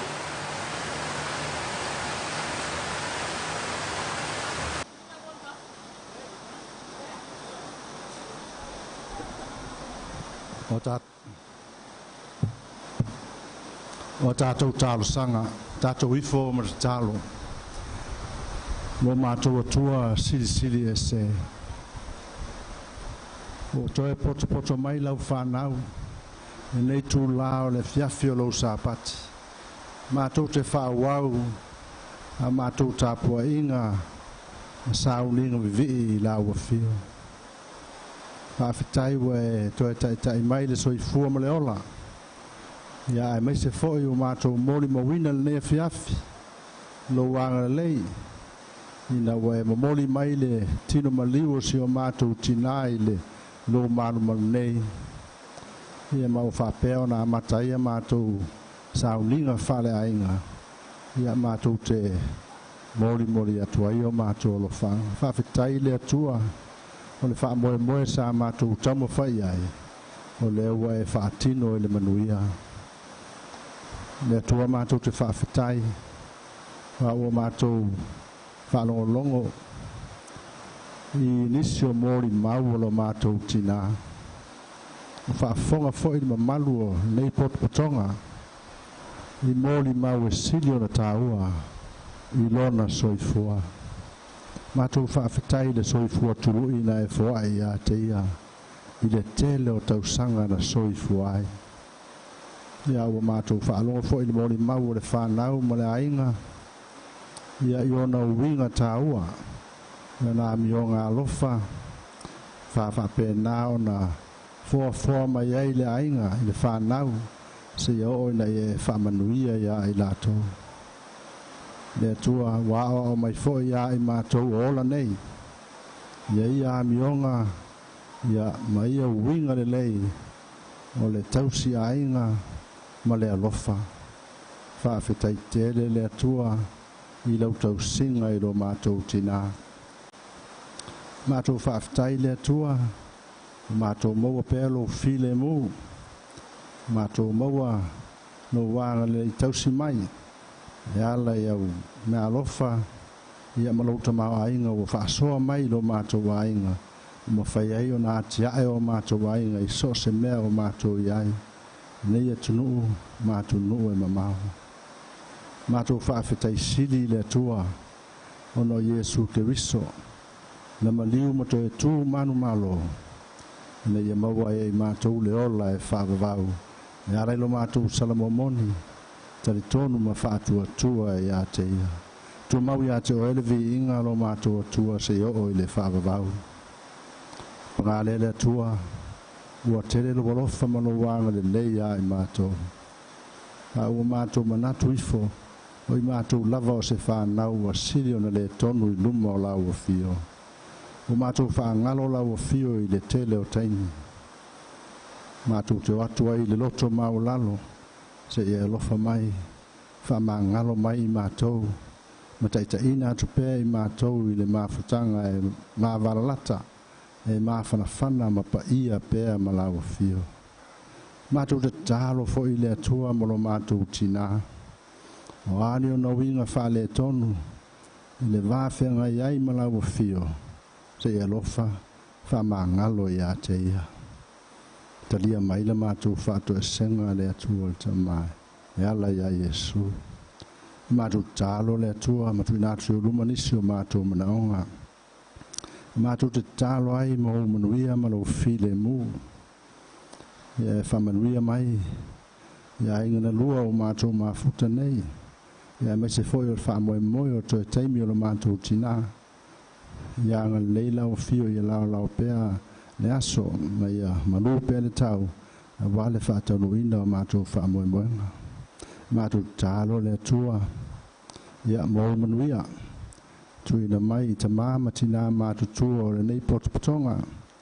Ia e me se foi o le whana witi tuina atu ia o onga. Ia o whamanuianga ia i lātou. Whai le poto mana tamai, ma ua i lātou le poto, ia mana tamai e tautua i lau fio. Ia o le manuia foi lea o ainga, ia malau e kale e sia. Mātou tālo le atua, mātou tuina atu i luma o lau fio, no mātou aturu nei malo na sio manga, ia o whamanuianga le atua tamai. Tālo mo le whamoe moe le whainga malo o loma nei. Mātou tuina atu pēr i lau fio le atua, ia fili mai, ma tofi mai e lau fio. I lātou e ma whai o na lātou tautua ma le whamaoni. Ia ma lātou saunia o ni mea sisili au wā, le manuia o le nea tunuu ma ona tangata. Tālo le atua mo le au whai lotu, so se kare sia keusiano, nei Samoa, o lo lātou tāla ia le talalei, ia wā lava le tū Fa'aleaiga o tangata. Ia e whamanuia i le lātou ngā luenga, ma e tausi atu i lo file mu. Ia le mātou tālo le atua te mai, ia mātou whamoemoenga e fia whai ule nei pō, ia tū mau mailo manuia. Mātou whamoemoe whauau le aso a tae ao, mo le whamawai atu i le mātou tinai o na toe Sauniga. Ia i roa nganga pa ia i mātou. Onisi o mātou tālo le atua, o mātou tuina atu i luma e tele mea mātou te mana na oai, a ua e sila fia lava. Ia whaia e tusa o lo fina ngalo pa ia. Ia la lava ia Yesu Keriso le mātou tālo. Amen.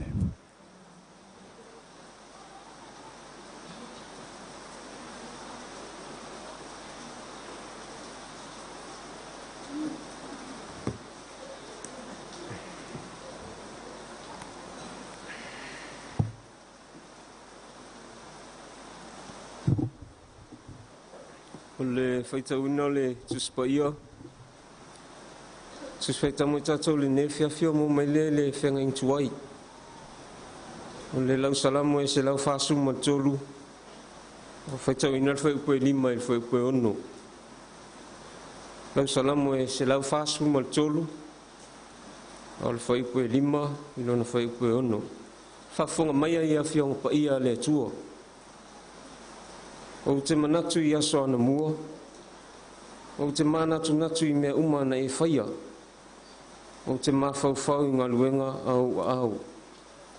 O te whaaloloa ulima i a te oi, o te mana o lava i a te oi, pēi o senu unau mati.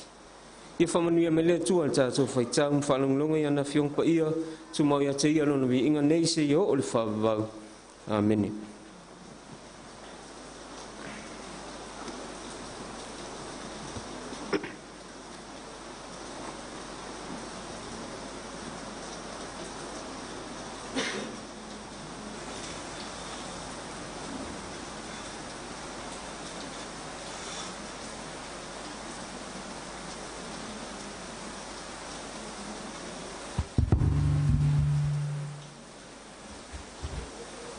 Ia maalia ia te oe upo lo mutu. E di elo papa ma le na te tongi o laina. O se upu tātou te mawhauwhau whātasi iai. Se pe au whaleanganga. Mō le mawhitanga i le ne fiafi, le suafa o le tamā, le alu, balenga pa i. Amen. Whaonga ina e whai mamatua le whai upo e lima o le. Salamu e salau whasu tolu, e le whai tawina. O te manatu i aso ana mua, o te manatu natu i mea umana e whaia, o te mawhauwhau i ngā ruenga au ao. Au tua se mawhauwhaunga mo i tātou le nea fiafi, manatua, remembering, manatua. O le malosi wha le mawhauwhau, e manatua ai mea o le tuanai.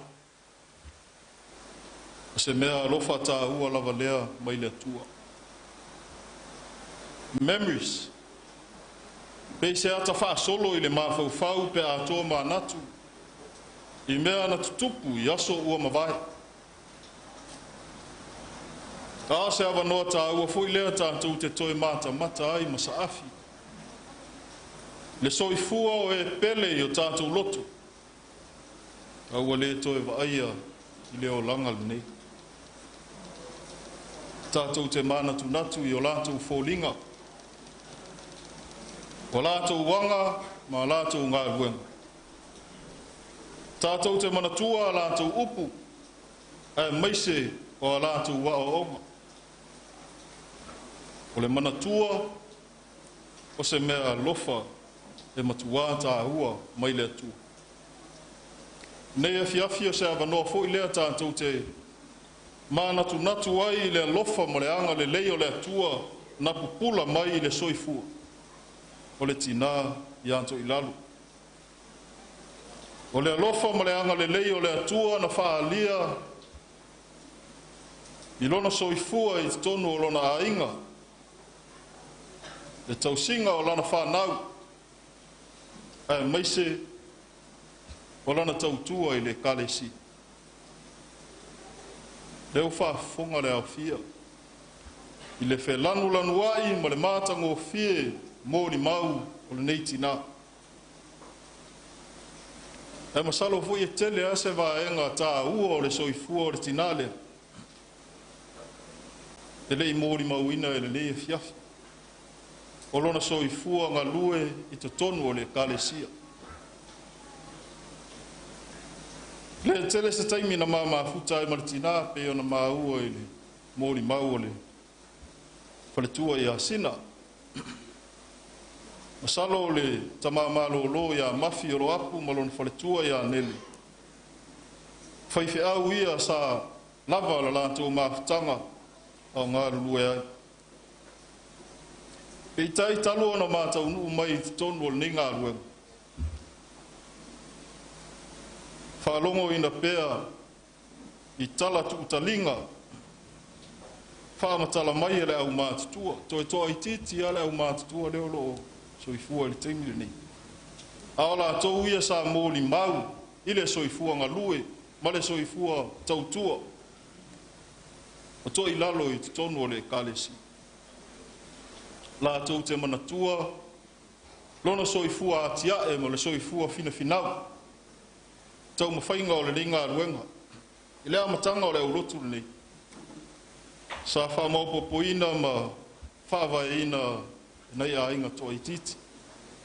Mai lava i lea matanga. E le iai le loto ala ni. Whanua le ni o le mea na ngalua ina Molimoli. E sa tau mawhaia i lunga i le maota. Hionga ia pesta. Wha maunga wa umaua. Tasi leti nā sa i longa lona tūla i mai. Leo tā ua e paritua i a sina. Nisi fo i o tina. Ma le toa tele o le au mātutua o le tā ua o lātou suafa. I longa lātou ngā rue. I le tau mawhainga o le ni ngā rue. Leo wa ai e whanau o le kalesia ma le nu. Nei aso. Ua maua popo o ngā rue. Ua mautu lona i tū i whafu. Mau ola i ngā ruenga leni. Te fia whaalongo pēa e whaamatala e leo mātutu o leo lotu. Tau i vinga tele sa whea ngai mai lātou, e maise i lātou o mua atu. I le tau mawhainga o le ni ngā rua. E mana tua a lātou ngā rua. Tātou te leo maila e whainiwi inga o Toilalo. Le whaoa e le tangata le vi inga o le atu. E tātou te vi ia ma whaafetaia le atua ona o lona alofa. Ma lona anga le lei. Na ala mai i lana au auna lea. Tātou sa afi whaatasi ai ma le whaisalama. O te manatu i aso ana mua. O te manatu natu i mea uma na e whaia. O te mawhau i ngā ruenga au au. Tau ina o mariso i fua o ngā rati nā lea. Mō o tauri whanau. A inga whapea fōi tātou uma o Molimoli le nei aso. E manatua oe i au ngā ruenga le lei. E manatua oe e lau a inga o au wō pa au mea mamae ma le kālesi. E sili ai ona manatua oe e le ngalo i loa tu. Ono o Yesu. Amen. Nā tātou pai u i le pese o Sauniga.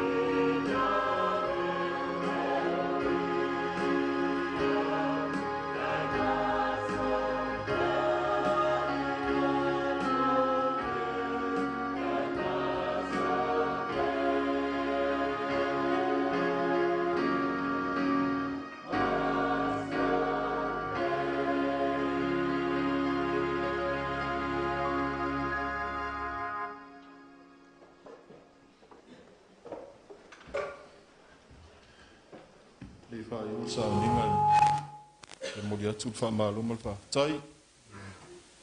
Ia e ngana lua, e poi o mai māsani, te nane hui tātou kalesia mo tātou nu.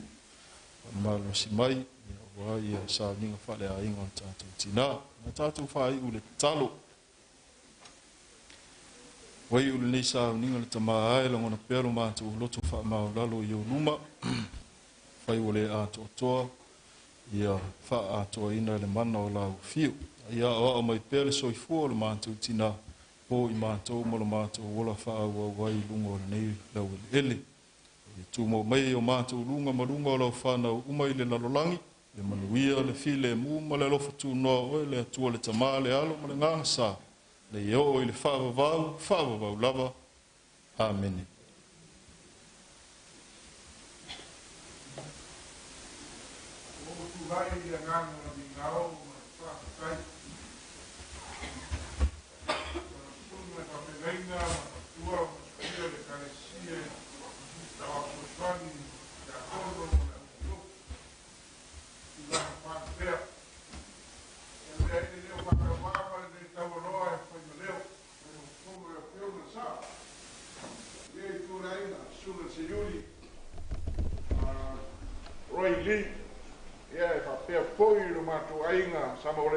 Sa Falemaliu malie e Molimoli e Toilalo o le Famalo mo le Fafitai tu sai o le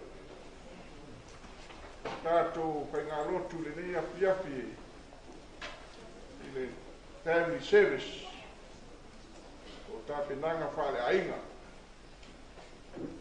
e le whaititia le viinga o le tua o na rona anga le mai o ma whai o na taurau o le whamoimoe. O whonga whailo o tonga maru le matalasi, ia ma le mātango fie, whano rongo i le mori mau o le tina ia Toilalo. Iana ngā ruenga sa whatino i tausinga o le ainga, ma le whanau e whapea po le tautua le nono soifua utu wai o ane tua ma nono pina ngalo. O lea ua lau i ula e pou i toa le whamoimoe le nea pia. E a watu fōi vai maru i puenga pe ia maulunga o le kalesia o sunga whapengainga ma le kalesia ma le pes. Se a fōi se sa autou mātau mai i le wa vera whala ma wapi le uri. Tele voisi taimi o wha au ngase o tō maru o no tau tateringa o le tau pai wha mai a le lei mo mau. A maro whawhitai le tulanga e lo tō on sai ma le langa pale. Ia i le whamoinoe. Soifua lawa i o le tangata. Soifua lawa Motootua. O lona Maliu foi. Maliu lawa Motootua ma ona viinga. A wā whai tātou te whioti. Tātou te whioti Motootua. Te a whai foi tātou te ola. Tātou te ola Motootua. Pe ola pe oti tātou. Ta ngata la Motootua e tātou. O viinga Motootua. No soifua Malomaliu. Ho i atu i le tua. Ea o whatali mai no na nofuari. A lalo tō au nanga o tātou. Mai moina o tō sila ni matango whio ni nei afi no na taurainga. Ea whailema vi inga sili o le tua awane e tātou. Ai, e le manatu. Ea ua. A marofa tai, a le ua saunia e ainga na lua i ale. Tanga mama. Ia awa koiro to fasili nga marosi ne ia fiafi le rofa tu nofo ai olo. Kai o enga tatu te mata foi leiva. Io le asisi langa le me fa mori e 25 te tele pa ia tatu e kalesi nei lo mata o paula. Ia amarofa tai. Wa amarosa noa o le vau. Vaiane o paia le foi fale o salvalas. Le lava ua paule tanoa ua le mea fiafi ma Sauniga mata o tātou tina. E po leo kia mafoi a potino. Le ane su mai sao e se yuri ma lai tu o le ainga. Le foi ua o le tanoa i upu foi e whaapitai ngā luenga. ia sa fitai to mai ai so tai mo na wa ia le foi wo le malu le kalesia e mai se sa fa inga wa fia nei Sauniga mata tatu na peleo se matu tala la tanga lo tu silava la fionga wa lai bau ia wa ia Sauniga tatu na le foi wa fa lo watu nei tu le kalesia tu sai foi mal fa lo ia stai me un tatu to si fa lea se matu fa pa ia tu lea ia mo ia tele le fias